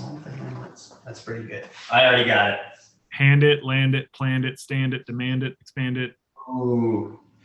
Oh, yes. Okay. I also don't know how to spell assassins. No, I do. It has 4 S's. Ass, yeah. Ass. Yeah, 2 butts. 2 butts in. My bunt. Well, I'm gonna do Some high octane hooch for this riddle sesh. Oh yeah. The local swill. the local swill. I got some steam beers last night. Mm-hmm. Had some, was it field work too? Yeah, dude, they're in Berkeley. They're right by the skate park. Yeah. I'll have to check that out. I'm thinking like Saturday, I'll just probably spend most of the day over in like Oakland and Berkeley. Go to the Rare Barrel. Yes. Uh-huh. That's an old haunt of Gemini's. And then right up the street from the Rare Barrel is a bar called the Missouri Lounge, which I think my friend Nora still might bartend there. Yeah. So they got burgers in the back at the Missouri Lounge. Nice. you get into some trouble at the Missouri Lounge if you're looking. Good to know. Good to know. Also a bar called Eli's Mile High Club, which is in like east, like I guess in West Oakland. You can get into some trouble at Eli's if you're looking for some trouble. You know, I'm normally not, but I'll keep it in mind. Okay. Well, field work. Aaron, you strike me as a man of danger. I don't know where you've gotten that impression. Really couldn't imagine where. Before I forget, I told Dan already, but I won't be playing week after next. Okay, so like 2 weeks. 2 weeks. Yeah, two weeks. All good, dude. Yeah. Trevor just gave me the meanest look I've ever seen him give anyone. So I'm You know, sorry. it's puzzling. Puzzling. Yeah, no, we wouldn't do that. I mean, I'm across the country and I still showed up, but it's cool, man. You know, whatever you do. Do you have some Got like cut pretty deep, man. booty call hookup thing that you're trying to like leave early for, or? Oh yeah, piece of tail. You know, I set my stuff up 2 weeks in advance, though. 2 weeks Yeah. in advance. No, my wife and I are going to be on vacation, so Nice. Okay. How about this? The answer is Uhtred, son of Uhtred. He did introduce himself, but there once was a dwarf from Kyla who fought in the fountain of Cryma. He slayed all the bandits, assassins who planned it, and now he's a coming to try him. bam. I Yeah, like it. it's so good. I don't know. Could you take out the part that specifically references this exact moment at the end? Because Dan will hear that and be like, well, she knows who she's talking to right now, so she will say that guy's name. There's not a lot that rhymes with Kyla. I had to turn crime. He's a hell of a guy, yeah. It's so good. Yeah, What's Island. he's a hell of a guy. Duh. Duh. Okay. That's my only edit. Okay. Okay. Yeah, can you also get rid of dwarf? Because that would make it 50-50 chance to guess who it is. Well, there's nothing about milky eyes, so I think Mirok's ruled out. Yeah, that's it. Yeah, there once was a man from Kyla, or a guy from Kyla, a boy from Kyla. I don't know, because then that narrows it down. A fella. Okay. Okay. Okay. There once was a fellow from Kyla who fought in the fountain of Cryma. He slayed all the bandits, assassins who planned it. His daughter thinks he's a hell of a guy. Uh-huh. I like it. That's Great. me though. Yeah, let's go with it. I think, Okay. yeah. All right. Uh-huh. And if it doesn't work, Miracle just cast Bone Shatter on someone. Bone shadow? I can just shatter people's bones now. Oh, wow. Okay. But here's the thing, like you can't do that to, well, I guess we shouldn't do that to Francesca. I'll I put can it that fix it way. later. Fair enough. Or just the guards. The only thing that'll make her remember her true heritage is just bone shattering pain. I thought it was a drawing. I thought I didn't have bones. Turns out I do. All right. Mention bones. I think that we can all say that we collectively wrote it, but it comes from the mind of Uhtred. Son of Uhtred. Yeah. And he is gone. All right. So, So whoever wants to say it can say it in Uhtred's voice. okay. Hey, I got another one for you. No, Uhtred's voice, not the bad guy from Men in Black 1. There once was a fellow from Kyla who fought in the fountain of Cryma. He slayed all the bandits, assassins who planned it. His daughter thinks he's a hell of a guy.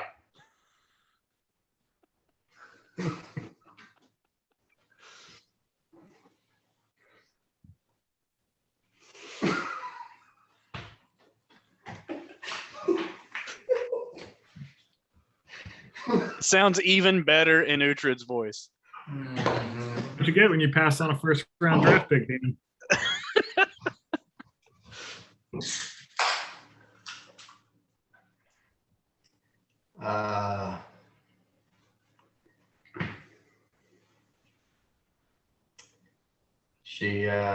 She says, Aragon the Brave. No, wrong. And he goes, "Yes." It's me. He says that. It's me, Uhtred, son of Uhtred. Good, because he's smart and wildly egotistical. You lose. And I mean- Good day, sir. I will say, Mirok, you do know that the statue in that fountain is of Aragon the Brave. Sure. Damn. So she came close. Well, you at least know that she has knowledge of of the fountain and Kyla and Okay. who stands there.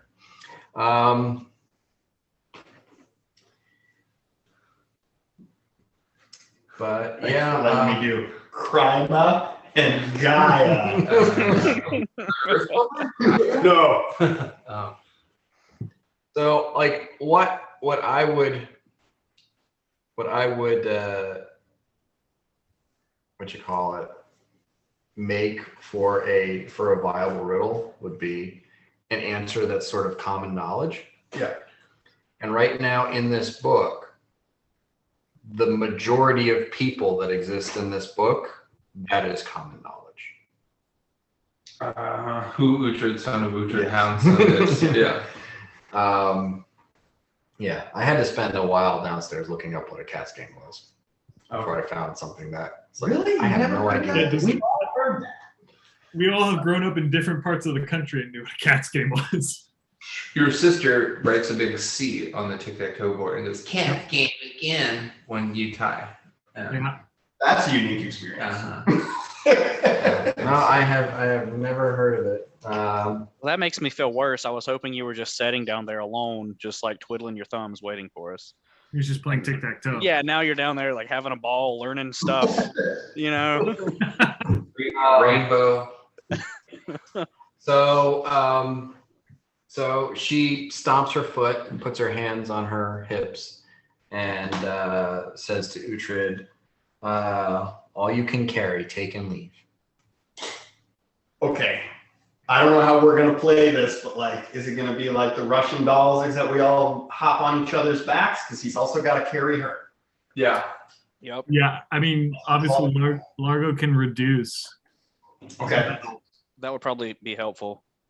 I will do that right at the end because Largo can reduce for a number of rounds per day, Smart. equal to his level. That's not a very long time, but I can do that right at the end. Kind of like. Are we planning on taking her, or are we like Yeah. circle back? Yeah. Yeah. The board says to the lady, "Show us the exit of your realm." Points. Smart. Could you escort us? I get lost easily. It's right there. Could you maybe show me closer? Distance, is it like meters or leap fathoms? It's like 100 feet from the fountain. All right, and it's the door with the guys by it. Yeah. And it's open. I mean, it's over there. Okay. Okay. I think Uhtred should grab her first, and then we'll gauge the situation from there, right? Because it's like whatever you can carry. If he picks her up and carries her, and she's cool with it, then we could just pile on him. Yeah. But if we grab her and it all goes to shit, well then we're all just ready to deal with that. Fight these poor people in Baby's universe. So Largo goes up and he goes, "Ha, ha, ha, ha, let's see if I can carry you," and picks her up. Okay.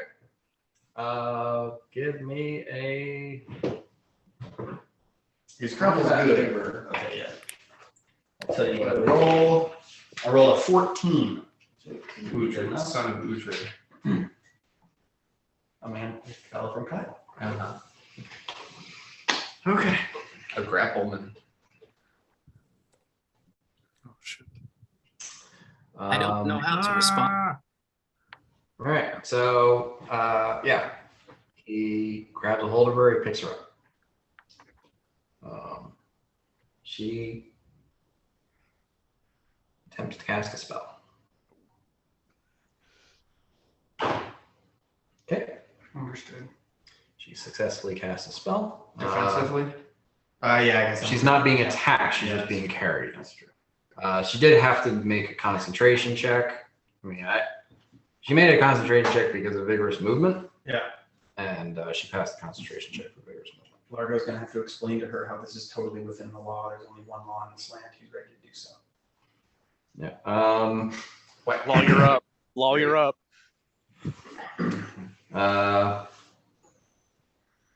Old man, take a look at this law. And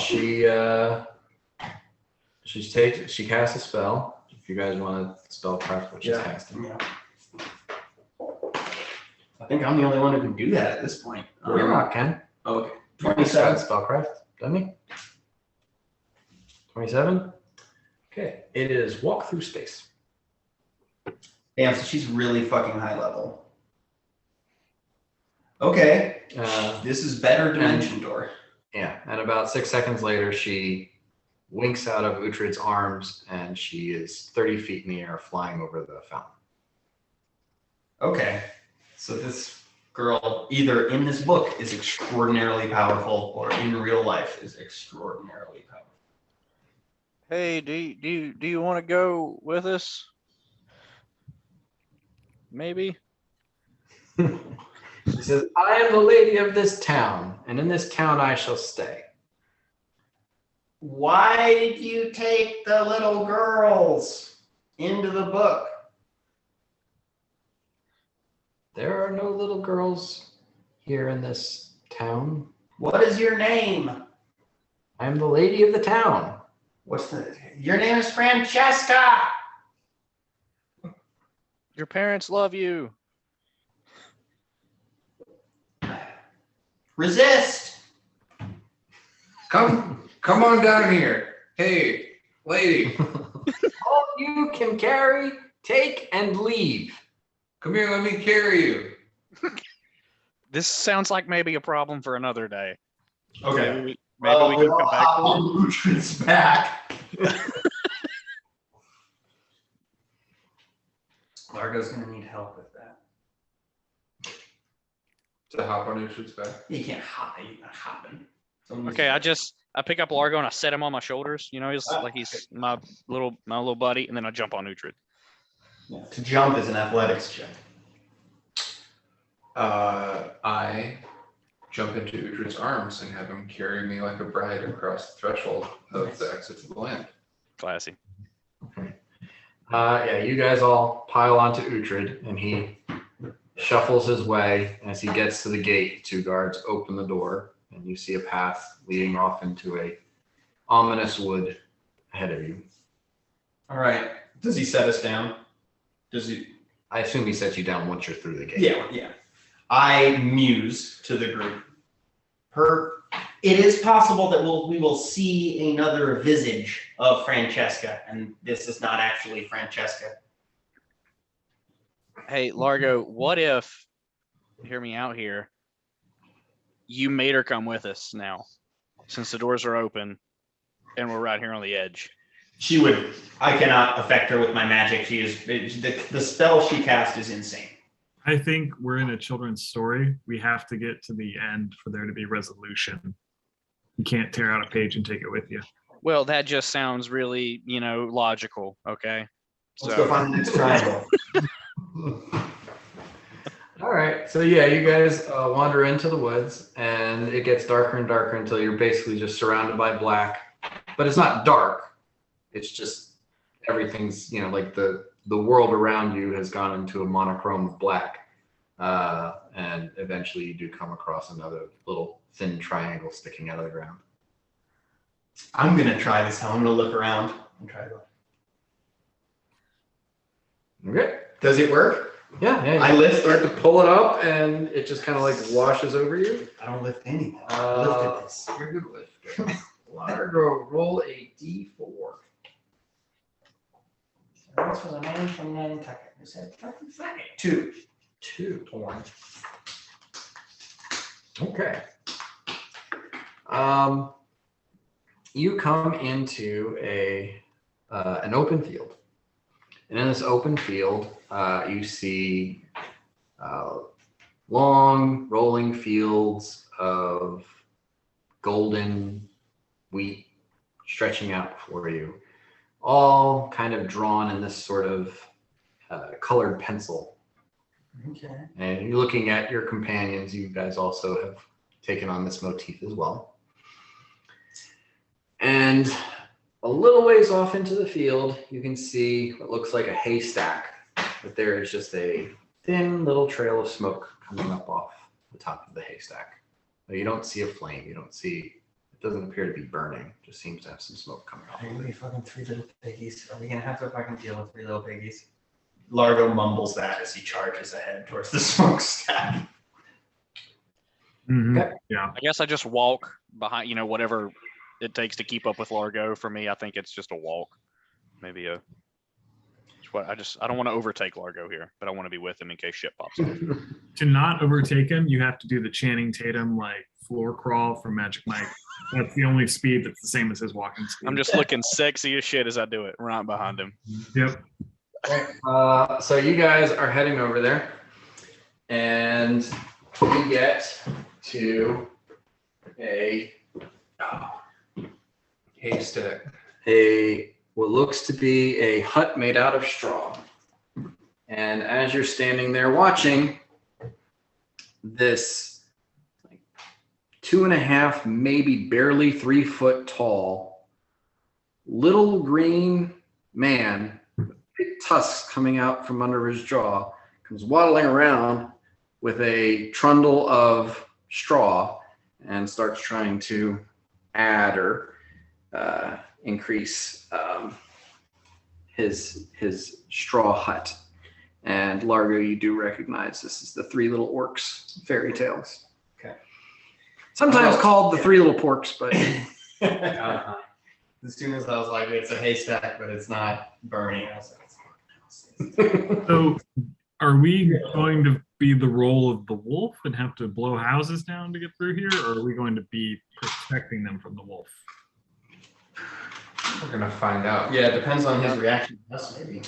It says, "Hello, fellow orc. Would you like a bite of my pork sausage?" And I unspool some sausage from, assuming it's still there, put down on a colored pencil style, and hold it out to this orc. he turns and looks at you all with a start and says, "Oh, well, sure. Yes, I enjoy sausage. It's been a lot of work today." And he it's like he's a total like chibi. Okay. Just like a really big head and a really tiny body. Like his body's even smaller than Largo's body, and he just like his head bouncing back and forth as he runs over. Largo man goes, I give him a sausage, but it's still connected to the entire roll that's spooled around me, and I sort of spool it out to him as he.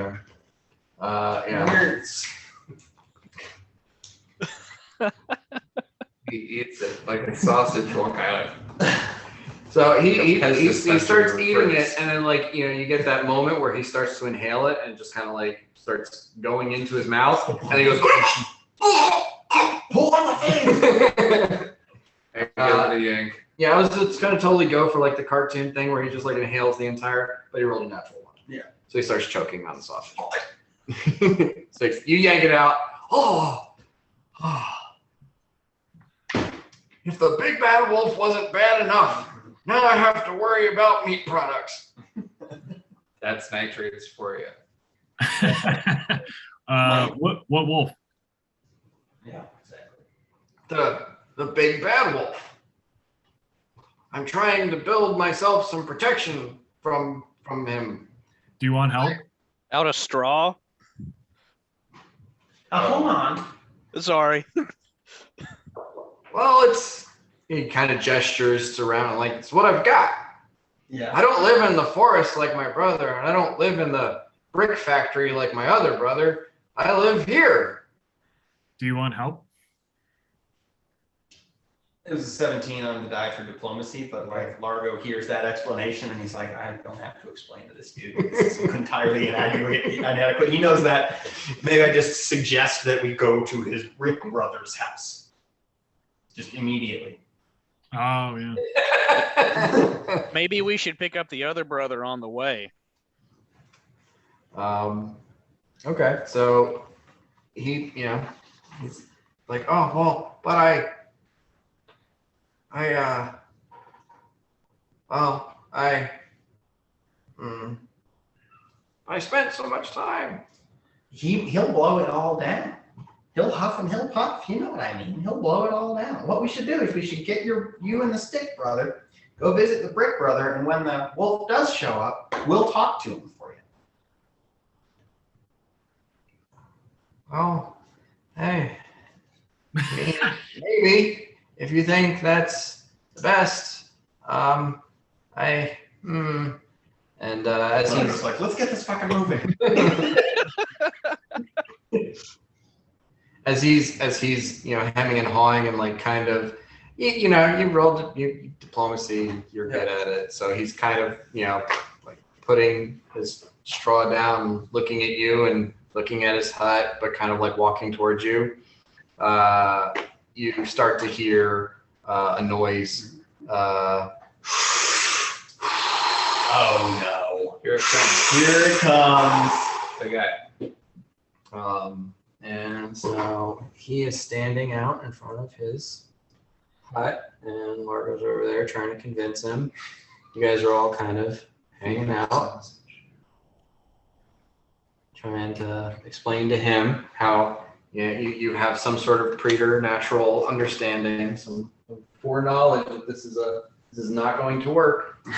And then you see coming over the hill the biggest, baddest wolf you have ever seen. Just a ginormous creature.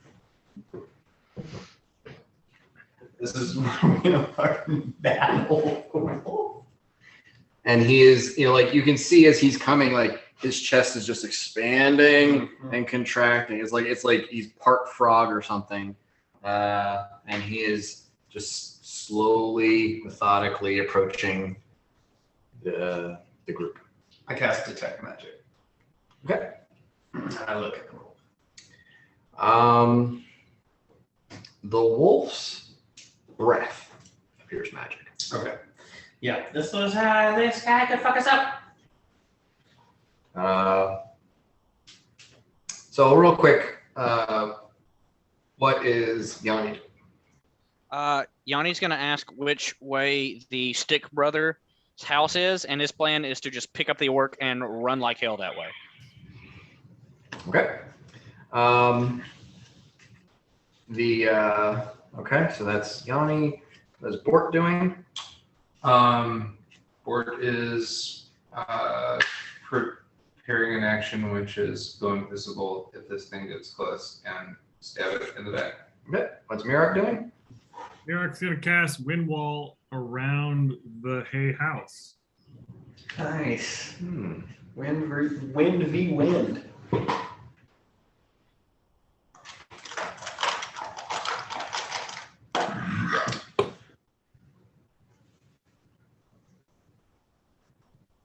Like that? Yep.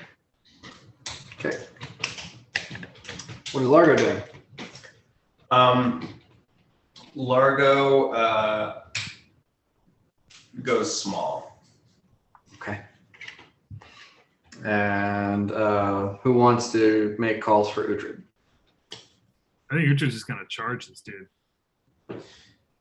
I think that sounds about right. Yeah, I think. Yep. Okay. Like, I think Maybe he says whole wolf. Yeah. Uhtred looks at this thing and is like, I want that head on my bar wall. he's done with riddles. He's like, finally some fucking action. Let's go. Okay. All right. Well, let's and the orc immediately turns and runs into his straw hut, hits Mirak's wind wall and gets chucked up into the air. Oh no. What? Wait, sorry. Walk me through that again. He's tiny. And tiny creatures trying to pass through a wind wall get thrown away, don't they? Yep. Same as Yeah, me. they would. Yeah. I thought you said Uhtred at first. I was confused. Oh no, the tiny orc, the little orc. Did I say Uhtred? No, you said it worked. Okay. Can I try to field this orc? Like Fair catch this orc, dude. So yeah, he gets tucked up, and because it's funny, he's kind of like in the wall. He's kind of like, oh, Like a skydiving tunnel. Yeah. And everyone roll for initiative, please. Who's running? All right, Richard. He's immediately going to rage.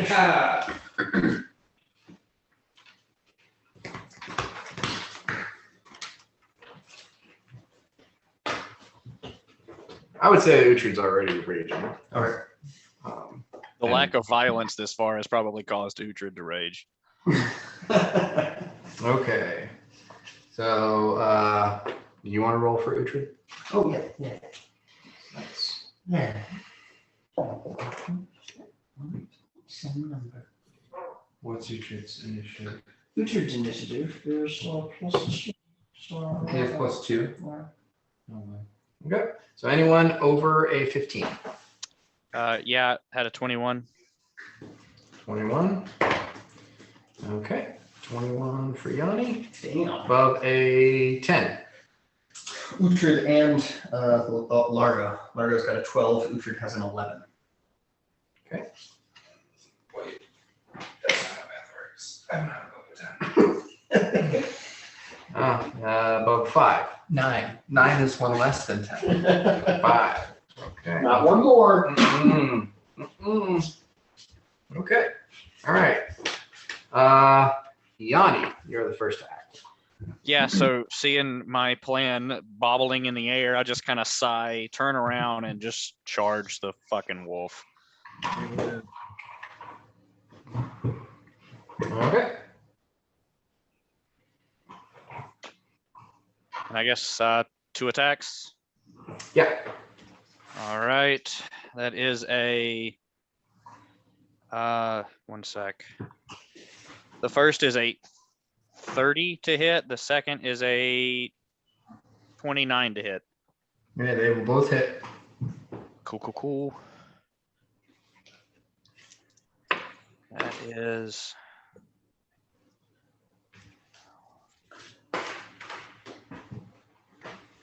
15, 18. First is 19 points of damage. 19. Second is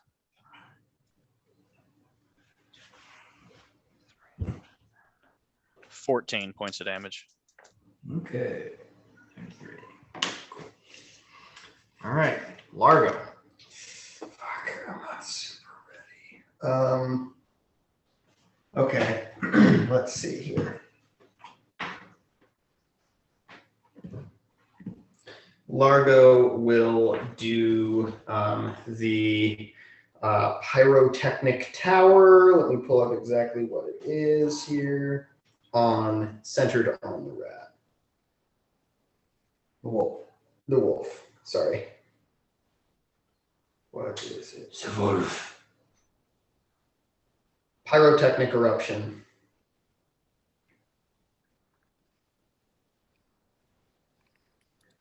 Eruption. So he needs to make a 26 to disbelieve it, and then a reflex save.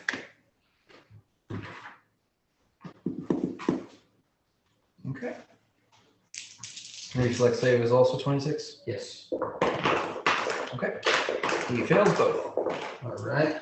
So let me do some math here. Oh, shit. You missed the will save by 1. Ooh. I was tempted to use an action, but whatever.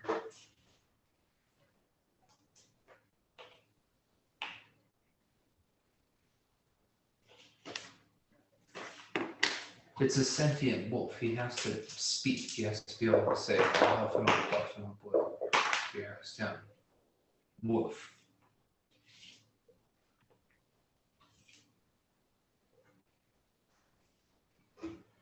$42 points of fire damage. 42. Okay. And the blaze surrounds the target for the duration of the spell, forcing a creature to attempt a new save each round. Each round, the damage dealt is reduced by half as many d6. Okay. Anyone attempting to touch the target takes damage. Yep. So you just took Yanni out of the fight. Not a fight. Who's he gonna fight? He's gonna fight. He's gonna make his reflex save. Yeah. So I'll need to make a reflex save if I want to attack the wolf again. Is that correct? Every time you punch him. Okay, could I just go and attack Largo maybe instead? This is a good fucking call. All right, Uhtred. Son of Uhtred? Son of Uhtred. How so? Oh, Uhtred, son of Uhtred. That's me. Uhtred doesn't give a fuck. He's gonna roll in there. Uhtred is on fire as well. Yeah, Uhtred is on fire. He's raging. He is going to attack just once at this point, right? Because it's not my full attack.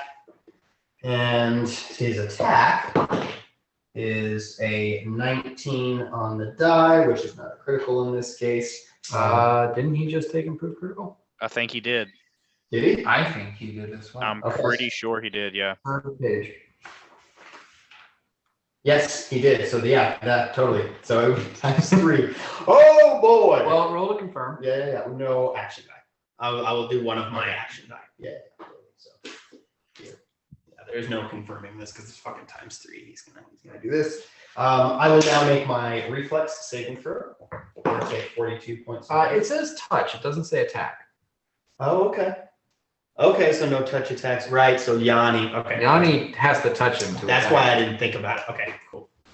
So, yeah. Wow. This is going to be pretty cool. So 9d6. 12d6. If Uhtred is raging inferno, he also does 1d6 fire damage. Well, that's pretty cool. So 12d6. You need some D6. I needed 2 more d6. Yeah.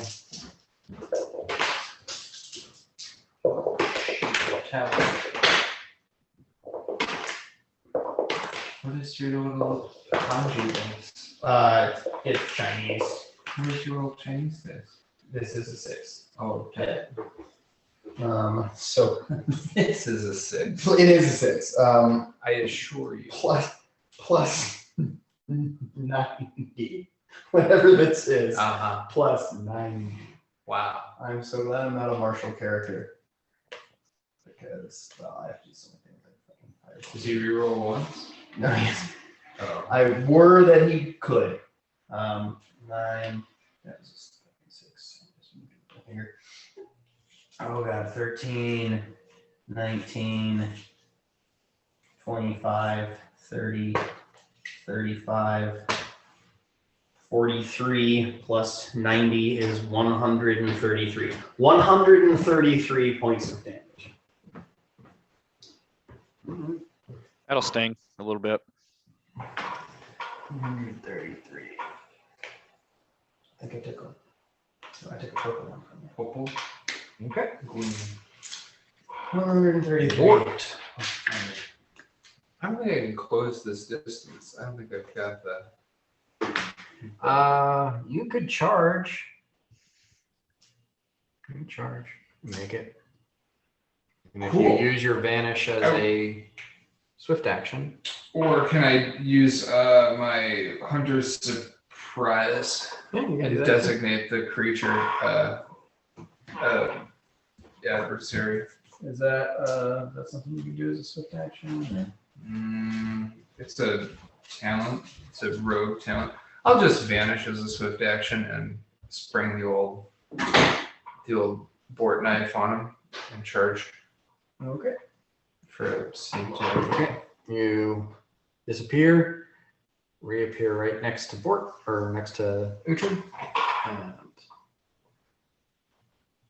Stabby.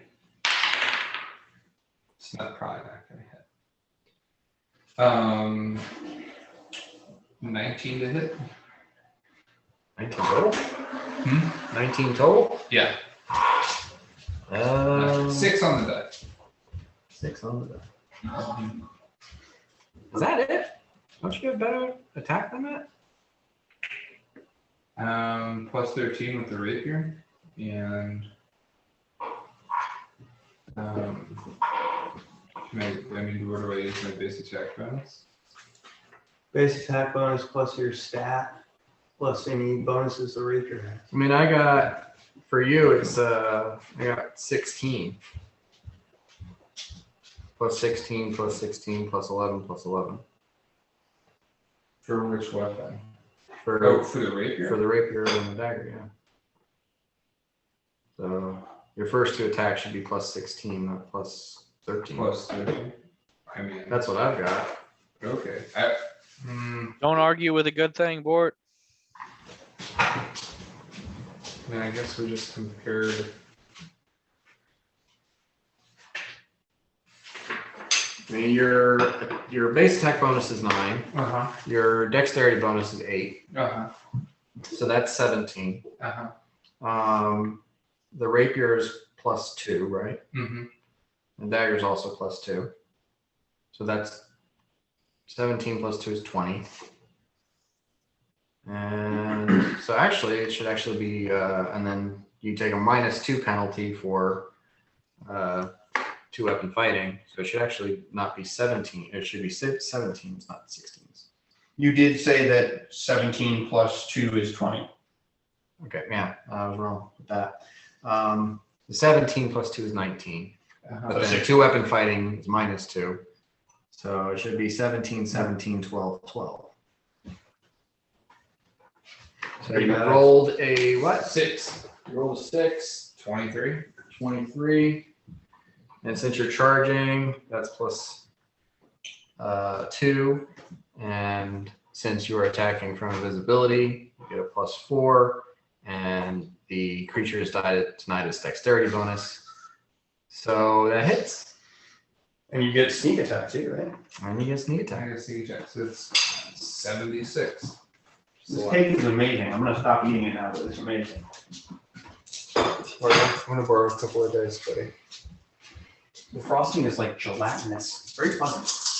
I tried to make mousse and it didn't turn out right, so I put gelatin in it and it's pudding. Yeah, that's nice. And I re-roll a 1 on my sneak attack. Yeah, I think so. You got powerful sneak. I do.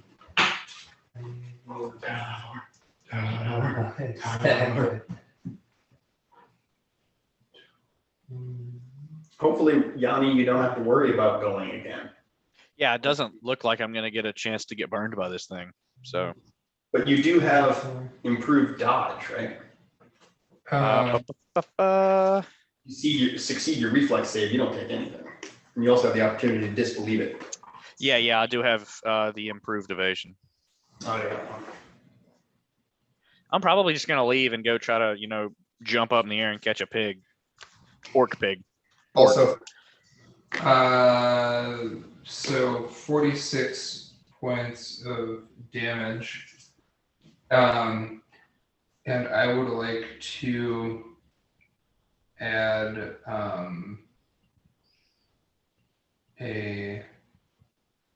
I would like to disorient this with a debilitating injury. Okay. -2 to attack. You said how much was that? 46?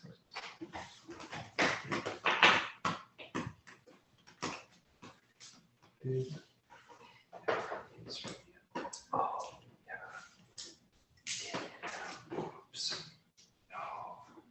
so just to be sure, you rolled how many d6? 7. 7? Mm-hmm. 7 is just your sneak attack. You also have the rapier. That's another d6. Oh. And this creature is not evil. So that's another d6. All right. Well, then I did it. All right. Reroll a 1. Can I reroll a 1 a second time? No, you can't reroll because this is the rapier and the fire damage. Yeah, so they're not sneak attack die that you get to reroll. Gotcha. 6 points of damage for the rapier and 1 point of fire damage. Okay, so another 7 brings it to 53. Cool. And did you add the 10? Yeah. Okay, cool. All righty. And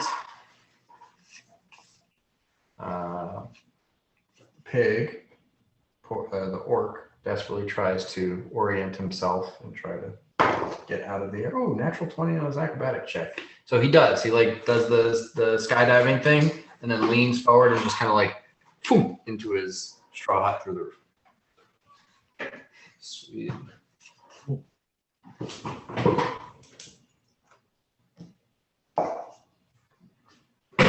Fly, where can you fly?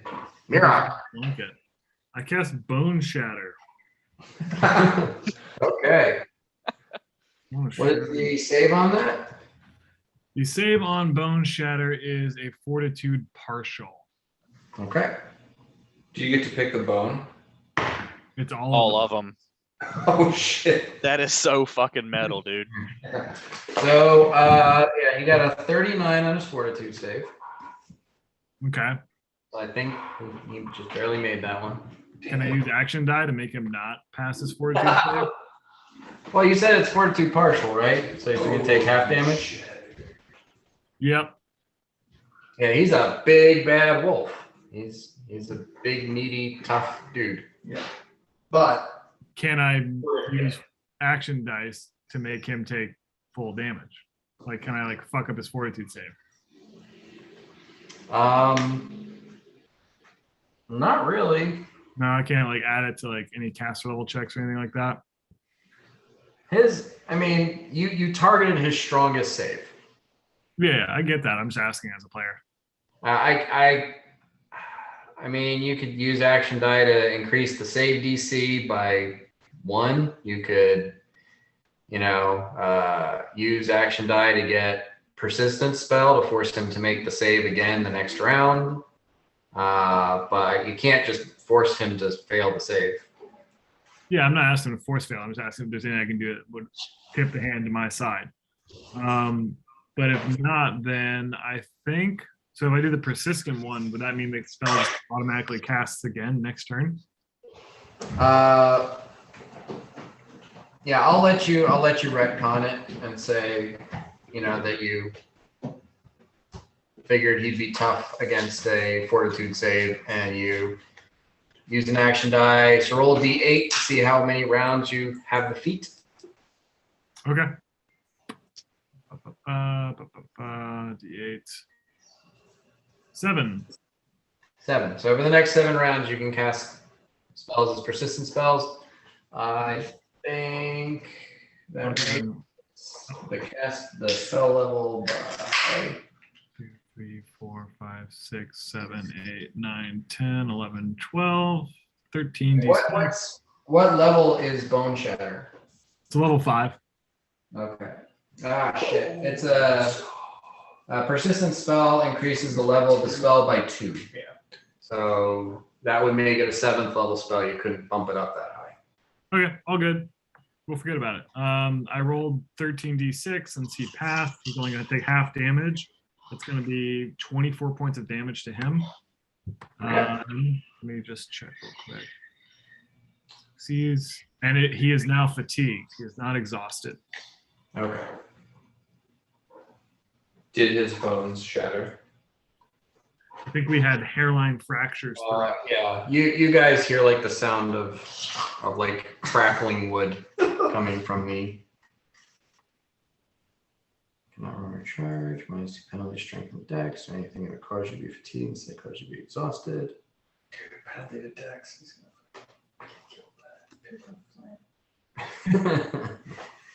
Okay.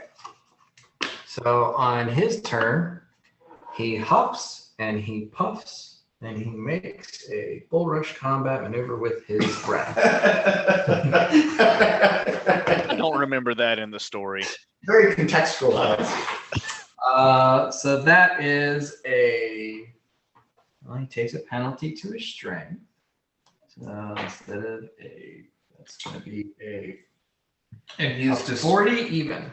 He's disoriented, so he takes a -2 to an attack. Okay. Okay, so then it's a 38 on his combat maneuver check. In a cone, so that is going to hit. Say he'll just do this. He'll hit Uhtred, Yanni, and all the way back to the straw hut. So yeah, I mean Largo fucking.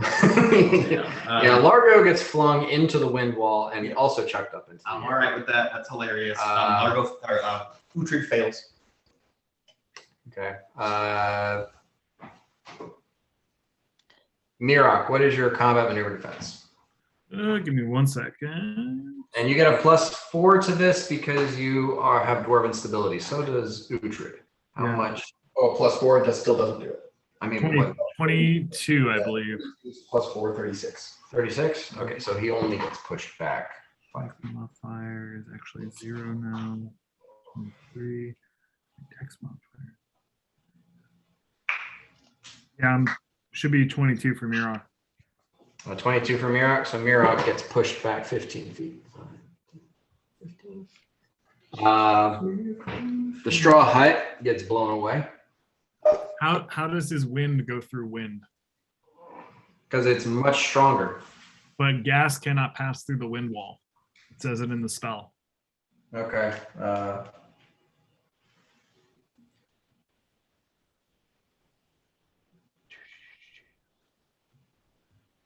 Sure. My bad. All good. That's just why I cast it. I looked it up first.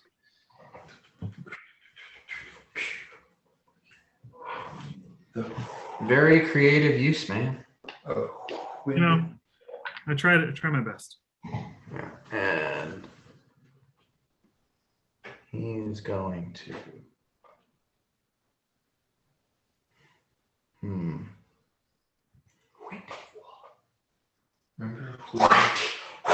remember Windy?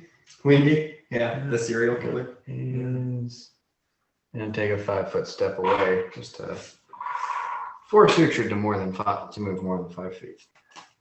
Yanni. So this thing is on fire. Yes. Do I need to do some sort of save to believe whether or not it's on fire, right? Since it's a Largo. If you interact with it, Yeah. Is that a will save? it is. Yep. Okay, let me try that roll real quick. Like that is a will save of that's an awesome roll. 29. You do not believe that it is real. Largo mischief, I mutter to myself. That's funny. Okay, so this thing So is if he makes his reflex save, he takes a quarter damage. So. But he takes none. Oh yeah. I'm trying to look up the Medusa's Wrath thing because I know there's a couple effects on this guy. What are they? Disoriented and fatigued, is that correct?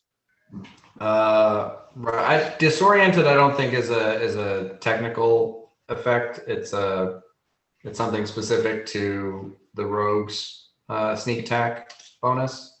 Okay. So it's I'll check to see if it has a specific term. I got it pulled up here. Must be dazed, flat-footed, paralyzed, staggered, stunned, or unconscious. Okay, so I don't think I'm there yet. Didn't sound like I met any of that criteria. So, all right, here we go. I don't think it's on fire. So let me brutal assault. Let me try to exploit weakness offensively here. And rolled a natural 20 on that check. I don't know if that grants any additional bonus or not, Dan. No, nothing additional. That's cool. At least I know I got it. And I'm going to try to stunning fist this thing with every attack I make. Okay. Stun it. Here we go. And that is a DC of 21, Dan. So I think it's probably not going to have an issue passing that. But Okay. first attack to hit.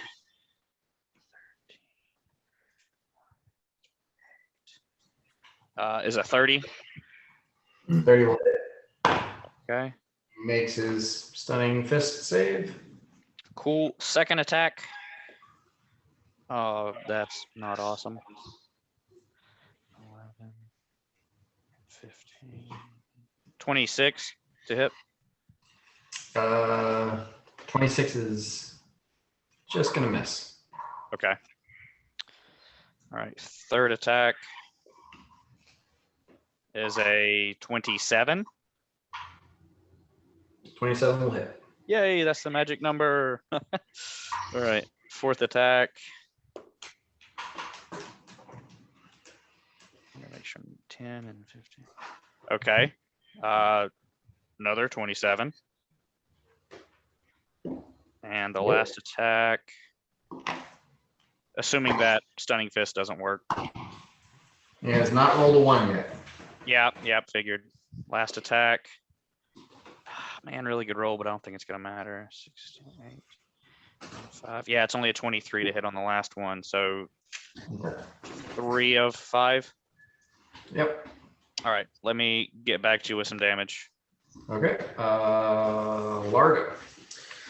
So at the beginning of the turn, he has to make another. Oh, actually, Yanni, give me 3 reflex saves. Oh yeah. DC 26. Oh yeah, sorry. Reflex. Yep. One moment. Okay. Failed the first. Passed the second. Passed the third. He takes 10 points of damage, right? Because he has evasion, an improved evasion. So if he needs to make a reflex save, he takes half damage anyway. Do you have improved evasion yet? I'm sorry, could you repeat the question? Do you have improved evasion at this Yes, point? I do have improved evasion. So Okay. half damage on a failed. 10 points of damage. Well, damage rolls out. Sorry, it would be half of 21, so 11. Right? No. It's always down. Okay, for everything. I just wasn't sure. The damage was bad. I thought, well, never mind. Okay, so 10. Okay. You hear Largo go. Sorry, but you did a really good job. Worth it, I said. And let me get you those damage rolls. Okay. So Largo, you do more damage. He needs to make a 26 reflex save or take the following. He does make the 26 reflex. Okay. So he takes half of. Didn't roll that great. That's okay. Tower. So he takes 10 damage. Okay. Which would be half a ton. Okay. And what is Largo doing? Largo is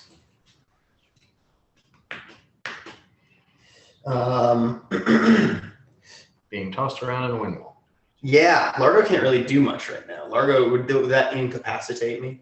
I would force a concentration check for vigorous movement. Okay. Dan, that was 77 points of damage. Nicely done. Largo is going to have a violent motion, so that would be 15 plus spell level. 15 plus spell level. Yes. Largo's going to use his ring of sending, which I assume that I'd still need to. Yeah. Sending is a 5th level spell, so that would be a DC 20 concentration check. DC 20 concentration check. Concentration 21. And you will have to expend a 5th level spell. Okay. You're sending?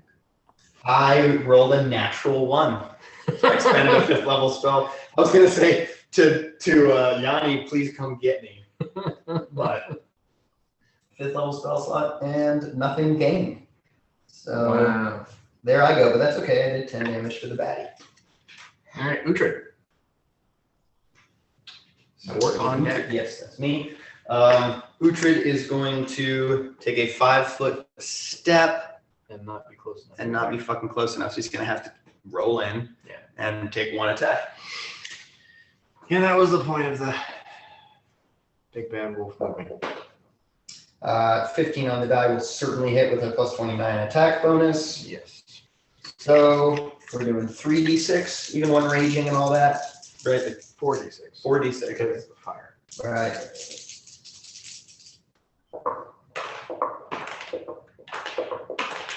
Okay, so that would be 45 points of damage. Let me just stop moving. All right. Fort.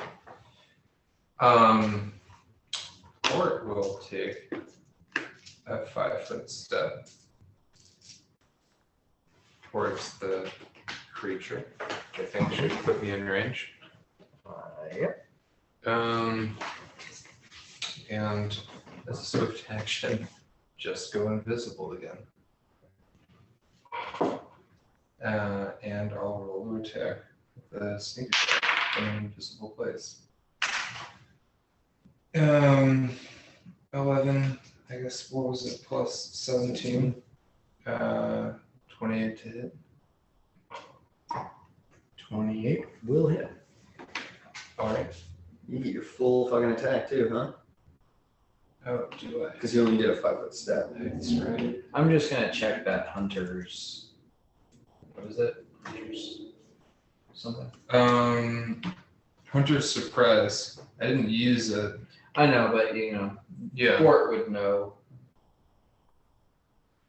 Yeah, so it's like a free action. So if you want to do that, it's until the end of your next turn. So you get two rounds of free Sneak sneak attack. attack. Whatever. So we'll say you did that instead of the vanish thing. Great. And now you can go. Cool.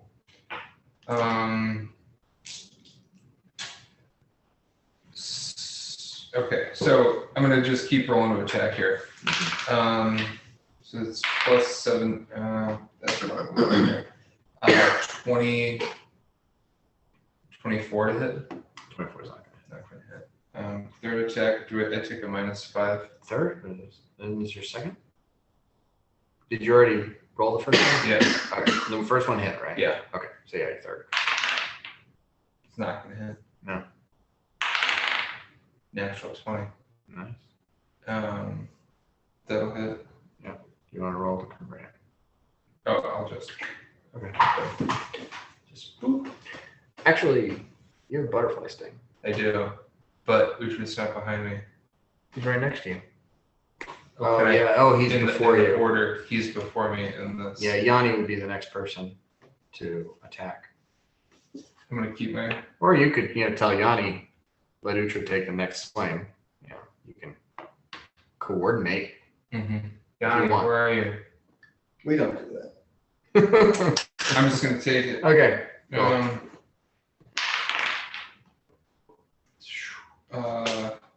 And then fourth attack, I take a -5? Yeah. Um, Oh, that was your fourth attack, the natural 20. that was my fourth attack. Fifth attack. What do you have? You don't have a fifth attack. We're not You're hasted. not hasted. Dakuda. It's okay. So, oh my god, I don't even know what this is. It's 76 plus So your first attack hit, that was with the rapier. Your Yeah. second attack missed, that was with the dagger. Your third attack hit. with the rapier. And your fourth attack crit Yeah. with the dagger. So the first one is going to be 9d6 plus 10. The second one is going to be 9d6 plus 10. And the last one is going to be 8. It's going to be 7d6 plus 1d4 plus 10. Word. So 18, 25 d6 plus 1d4 plus 30.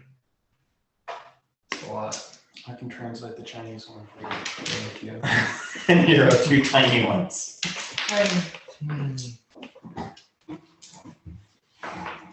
Okay.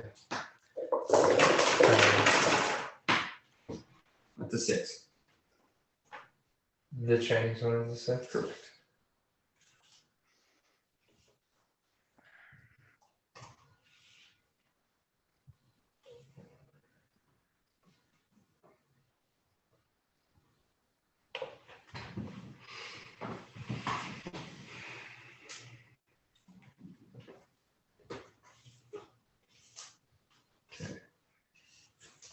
Mirok, do you know what you want to do after this? Yep. Did you say 17d6? 25. God damn it.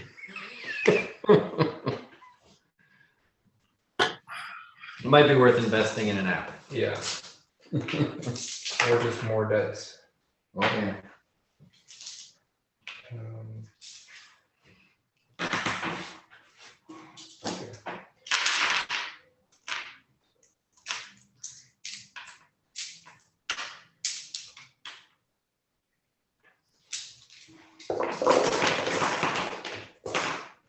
We roll ones. Yes. Oh. Still got ones. Alright.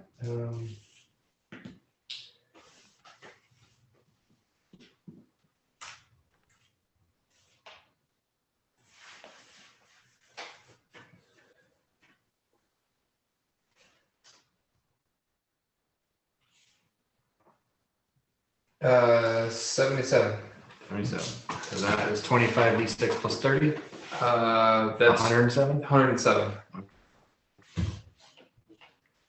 All right. And, and I got to roll a d4. Sorry. It's a 4. Nice. 111. Max It's a new high hit. Nice. Sweet. Mirak. I'm going to walk 20 feet forward, so I'm diagonally to the lower right side of Largo. Oh shit. Roll the d4 again because that was a crit. Okay. So it's another d4 plus 10. So 2, so 10. It's another 12. Yeah. So 123. Very nice. Way to go, Bort. That's big boy numbers. Go ahead, Mirak. Sorry. Oh no, I'm good. Yeah, I'm gonna walk 20 feet forward. It's like 3 tiles straight forward, 1 diagonally up and to the right from Mirak. So I'm adjacent to Largo. So 3. You said 3 up. Yeah, and then 1 that way to the right, up and diagonal, other way. This way. Okay. Yeah, perfect. And I'm going to cast Pillars of Mosin on my square and like the next 3 squares adjacent to create steps. And I'm going to just let Largo go past.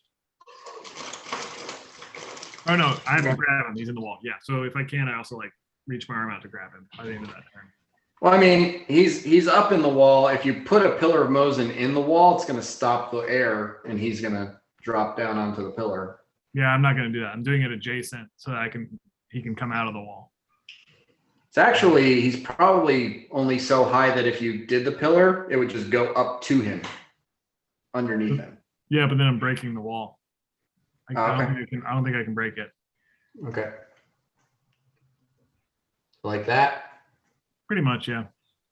Okay. All right. I'm Dan. To clarify, I'm on the pillar closest to him. Oh, okay.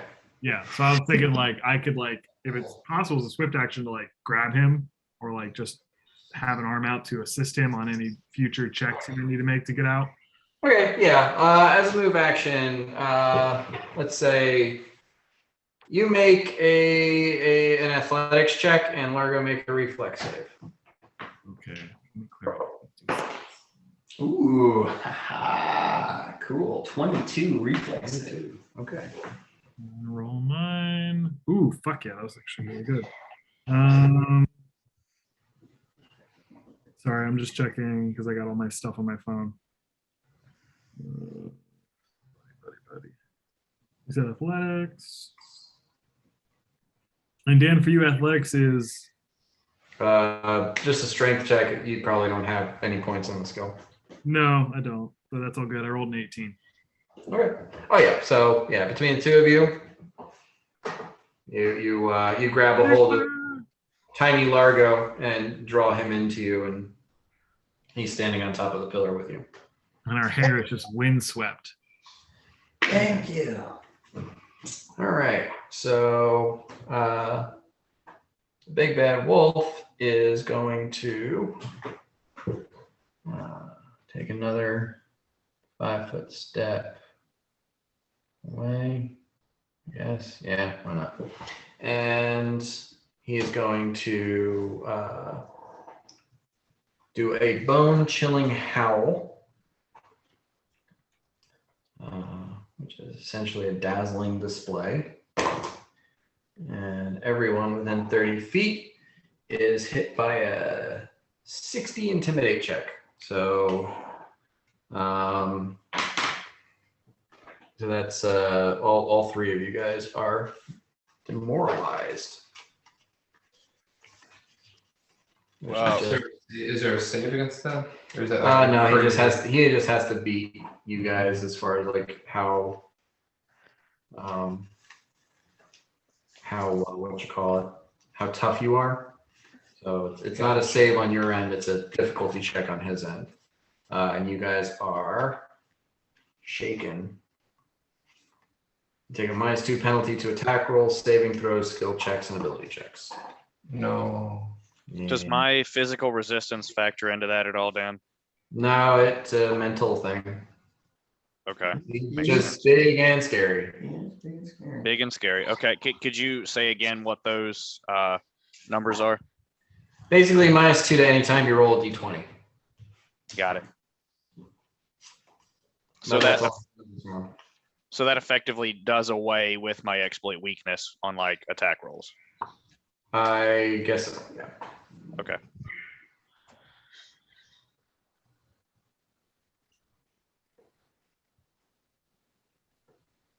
But it is your turn, Yanni. Okay. Could I do like maybe a perception, just try to get a sense of what kind of shape this big bad wolf is in? He's pretty rough. He's pretty bad. You guys have been shooting holes in him. Some high hits. Okie doke. Yeah, let's just keep on attacking. Every attack here is still going to be a stunning fist. First to hit, it's going to be a 28. 28 will hit. All right. Second will be, oh, sorry, that fell off my thing. Let me re-roll that.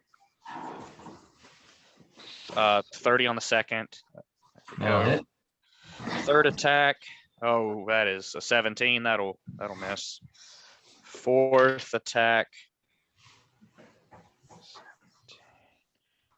17 and 10. 27 to hit for the fourth. Yep. Last attack. Yeah, that misses. Okay, so 3 attacks. Yep. Okay. And what do you roll to attack? What's your damage? I mean, when you hit. It's 2d8 plus 16 and a d6. Okay, so yeah, you're gonna drop him with that attack. You want to roll the damage to see what you get? You can do that, but yeah. Nah, I'm good. That's the last of his 600 hit points. Damn. It's a big man. You were chonky. Roll 3 reflex saves. Oh, I don't like that. Mm-mm. It's a wolf. That's on- not a great reflex. A wolf. A wolf. Dan, could I burn a action die on this reflex save? Sure. Is that a d8? I mean, you're probably gonna be taking like 2 or 3 points of damage from each one of these failed reflex saves. So I haven't gone yet, so it would be 10, Okay, still. Yeah. which would be half, so it'd be 5. Yeah. Whatever. I don't. If it kills me, it kills me. That's why I have a Murdoch. So 19 on the reflex save. Yeah, the DC is 26, so any of them that you fail, you'd be taking 5 points of damage each.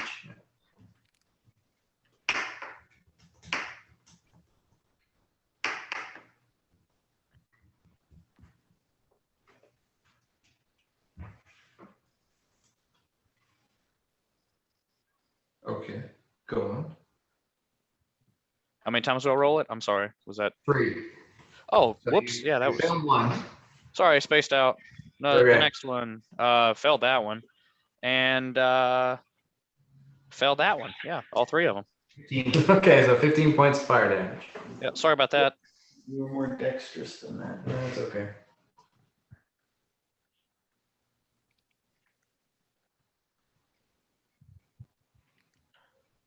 How big is wolf corpse?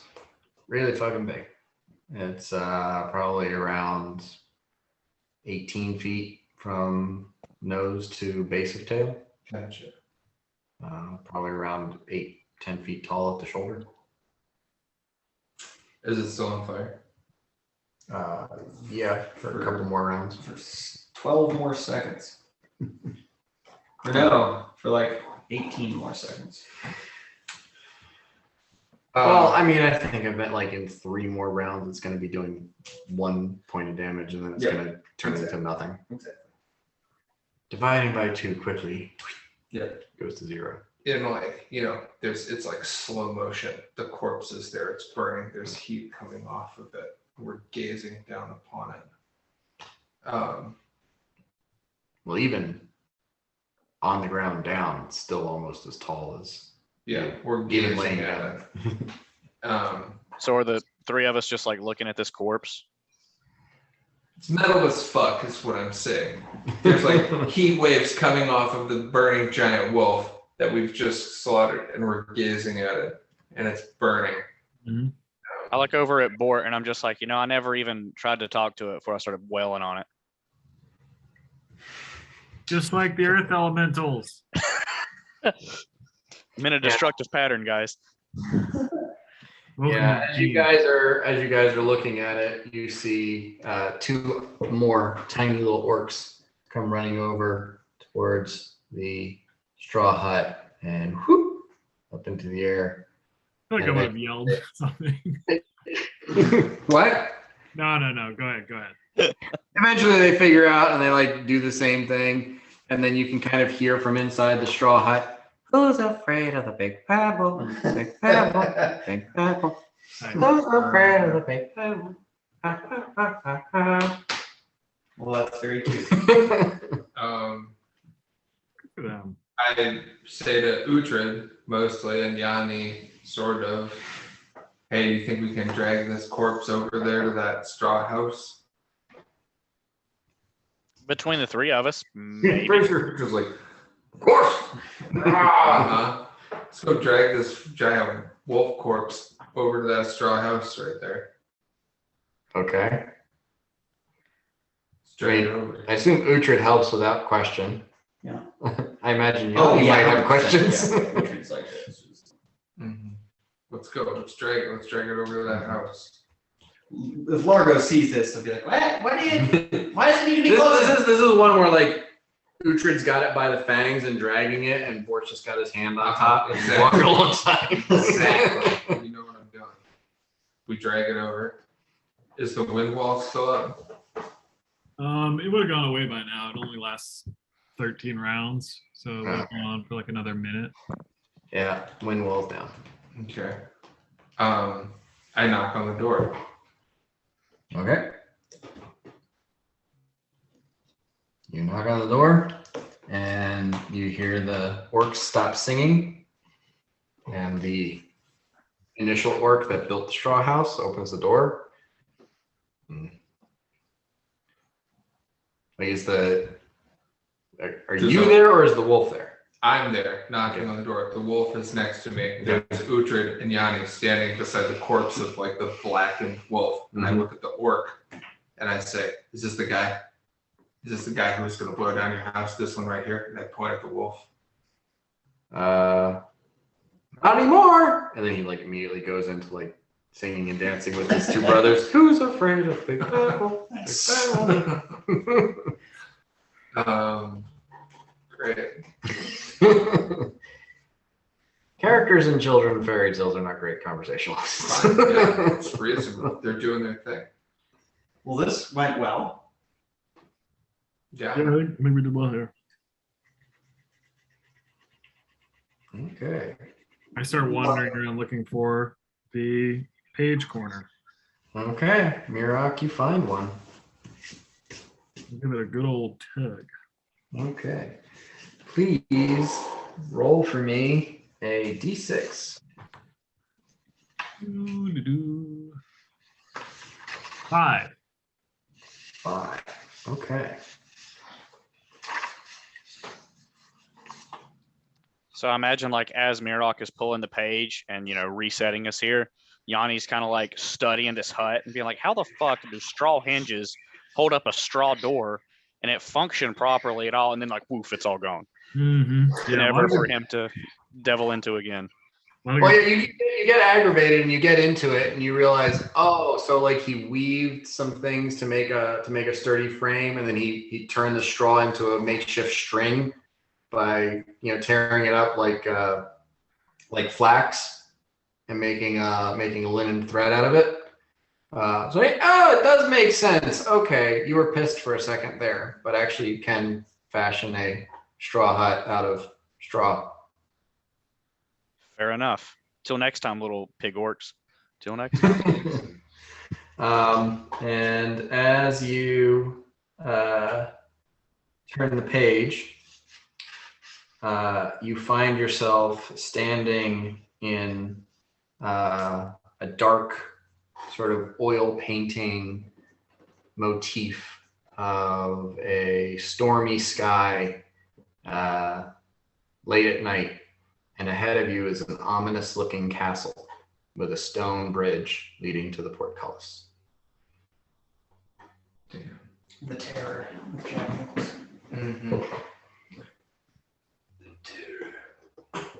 Is this far enough to establish a marching order again? Or just like a quick jaunt? Is it like a Castlevania type deal? It's like across that. It looks like a standard sort of medieval fantasy castle. Okay. Yanni would like elbow Bort and be like, psst, this might be trapped. I vote you take the lead. I take a bite of an oily, greasy sausage. It does indeed taste oily and greasy, far more so in this setting. I step into the lead. Okay. You move forward and you get to, let's see.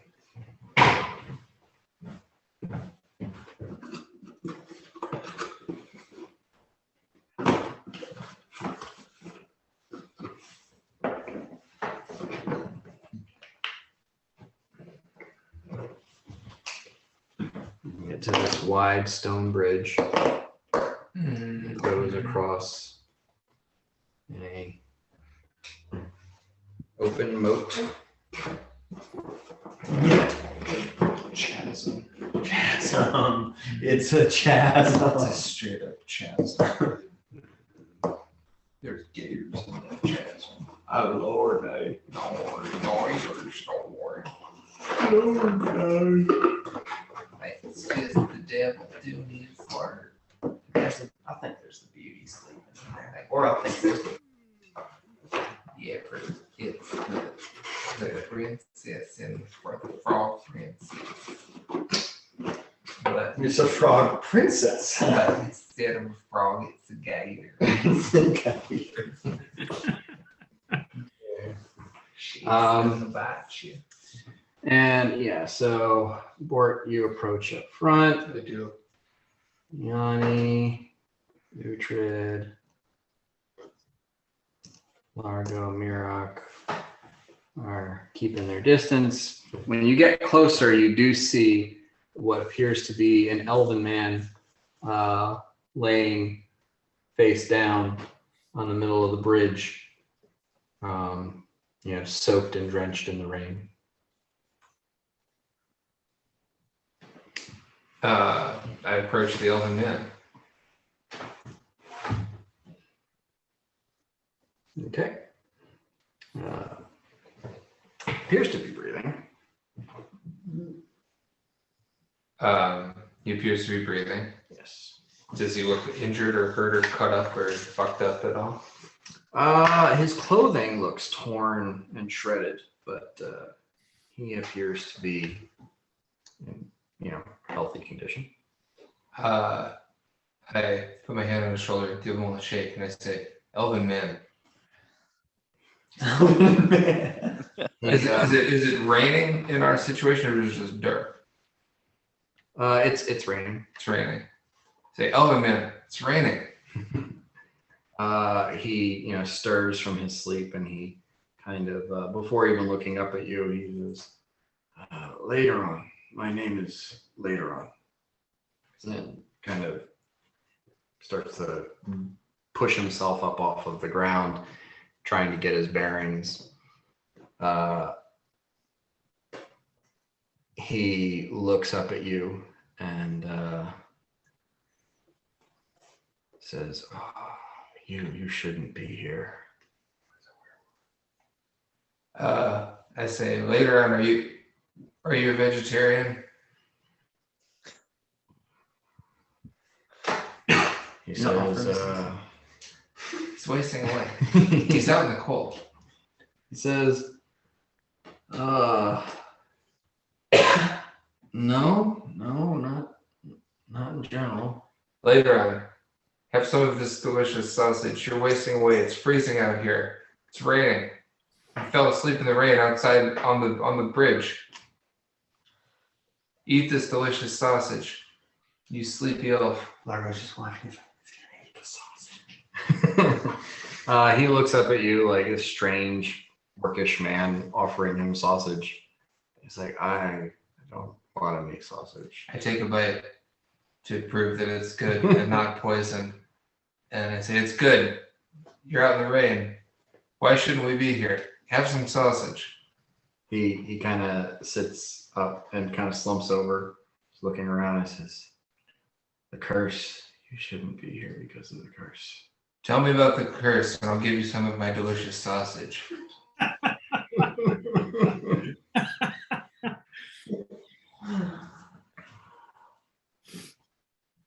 But only if he tells Only- you about the yeah. curse. He says,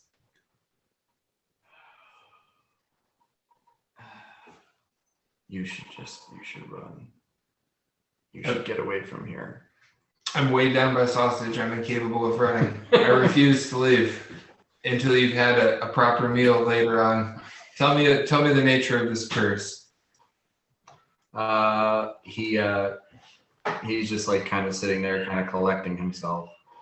And as he does, you hear sort of a haunting melody coming out of the castle. A woman's voice begins to sing this beautiful tune, and it gets, louder and clearer. And he says, it's too late. And as he does, his voice gets guttural and growling. And you see a beautiful woman in mithril chain, holding a sword that seems to be vibrating with the sound of her voice. And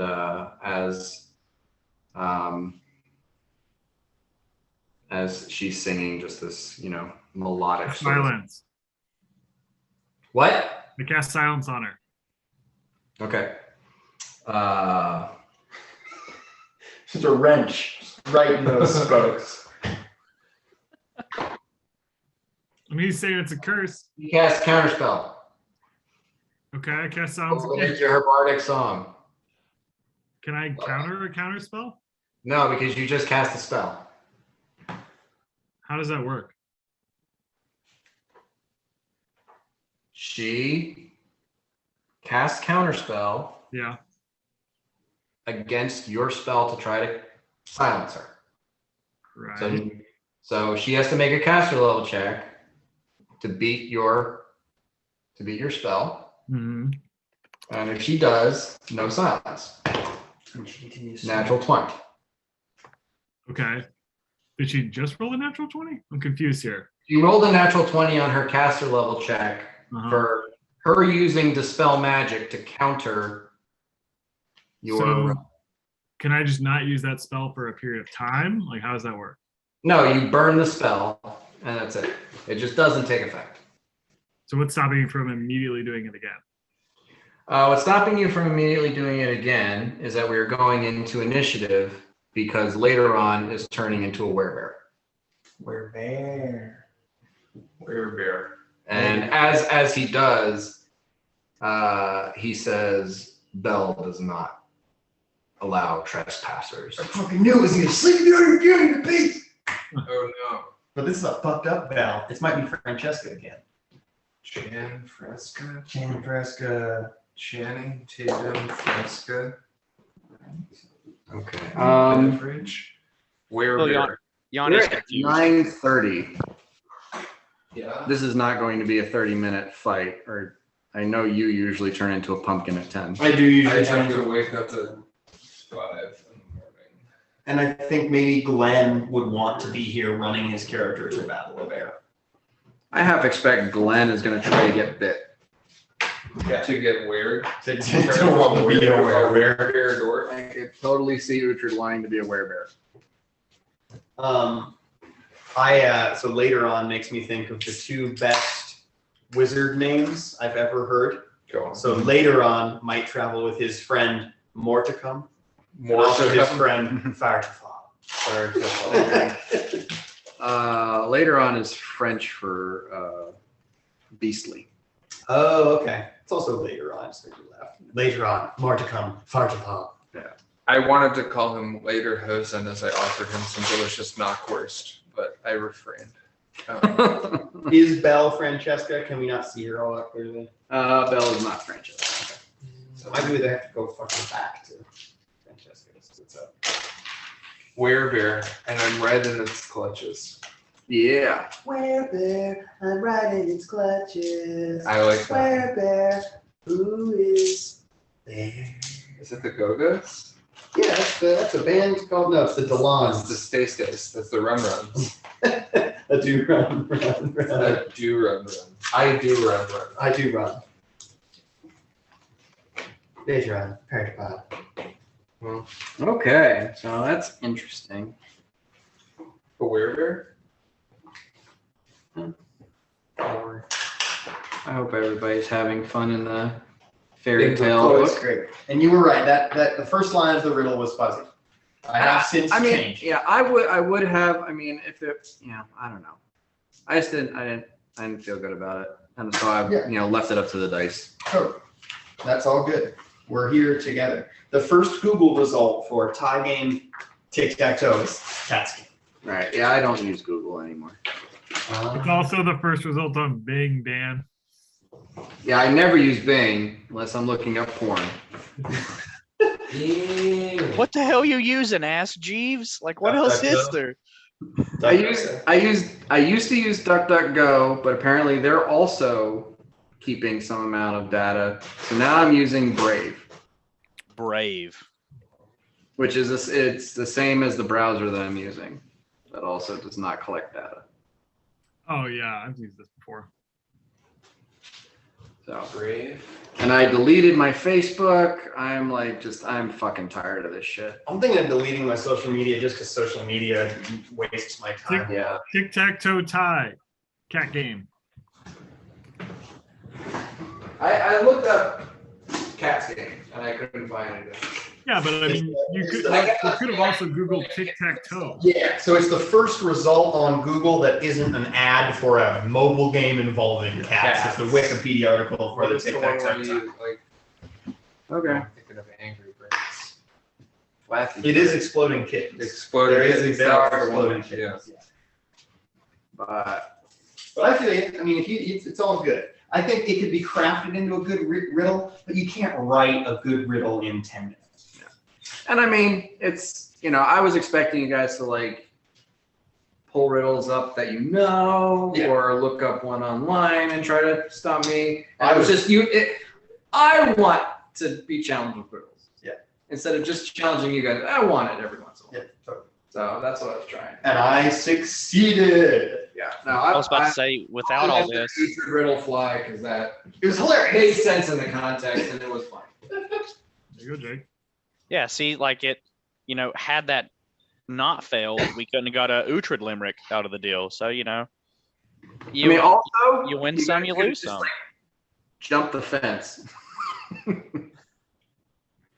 You could have just said fuck it. And There's that. I mean, she would have attacked you with all of her magic powers, but I think you guys probably They just should have made a gotten run for the corner.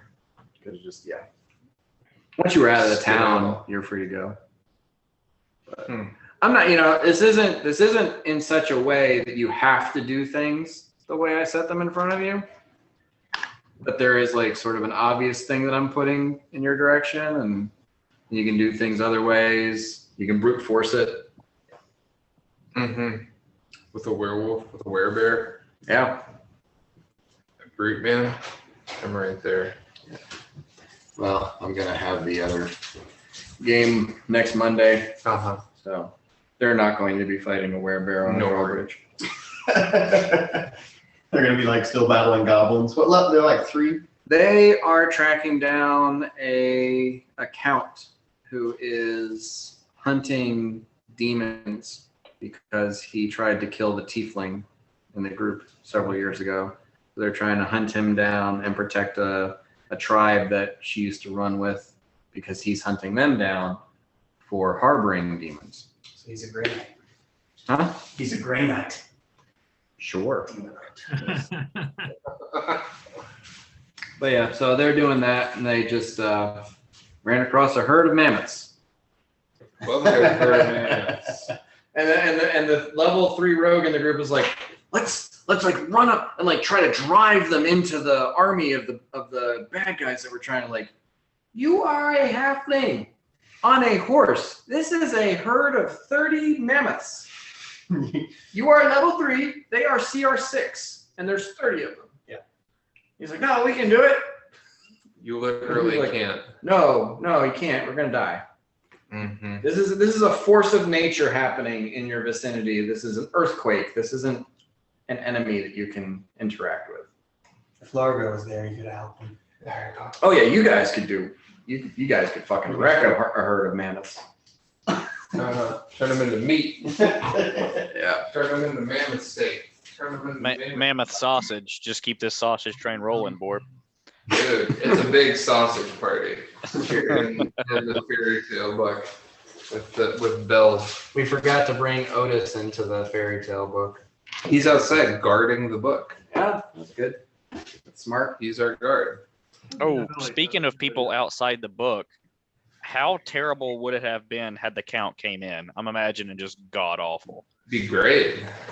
Well, I mean, yeah, it could have been. I mean, I don't think he would survive this fight. It's been going pretty well though, and I don't think he's I got to charge in. Yeah, he probably would have stayed in the back and tried not to die. Yeah. Probably would have had trouble when he saw his daughter. Yeah. That might have been difficult for him to pull away from that, or maybe he could have, reached out to her or something. Yeah. Mm-hmm. It's hard to say. The Count's riddle. So this kind of brought up a question while we were there with her. I was just thinking, well, we could just grab her and leave. Oh, wait, how the hell do we get out of here? The Count's riddle is, how many kidnapped daughters do I have? One! Yeah, the thing about that is that she cast a 7th level spell. So Largo was immediately like, okay, if we try to control her, we're going to hurt her. Do you want to take this cake to Francesca? My apology for using her name in vain. Oh, she was once a beautiful 18-year-old girl. Weird thing to say now, I understand.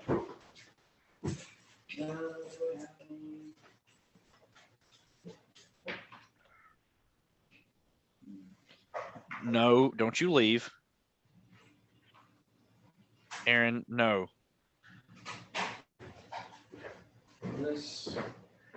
And as he ripped the still beating heart from Jake- the chest of the werebear. Jake, I'm excited to finally meet you in like a year when we hit level 20. Say what? I'm excited to finally meet you in person when we hit level 20 in like a year. Yeah, so I'm gonna build up, just like an unbelievable person, and then I'm gonna meet you guys and just let you all down so bad when you finally see me in person. That's what's Part of me thinks that like you habitually wear like Technicolor parachute pants because we never see below your waist. Your legs. Nope, just some shorts. Just shorts. Just regular old shorts. Yep. See, I'm already letting you down. Wait a year, it'll only get worse. There you go. Thank you. Yeah, sure. Yeah, I already had plenty of it. Oh, me too. But it's very good. I like the pudding. It was a good call. Is it the bunny walk? It was supposed to be mousse, and it just ended up being soupy. I'm like, I'll throw gel and then it'll firm up. I know a baker, and he can make Oh. mousse like a fiend, but he does talk about how it is a very difficult thing to make. I just realized Ross has met me in person, so he could give you the rundown of I have also met you in person. and Dan has. Yeah, that's correct. I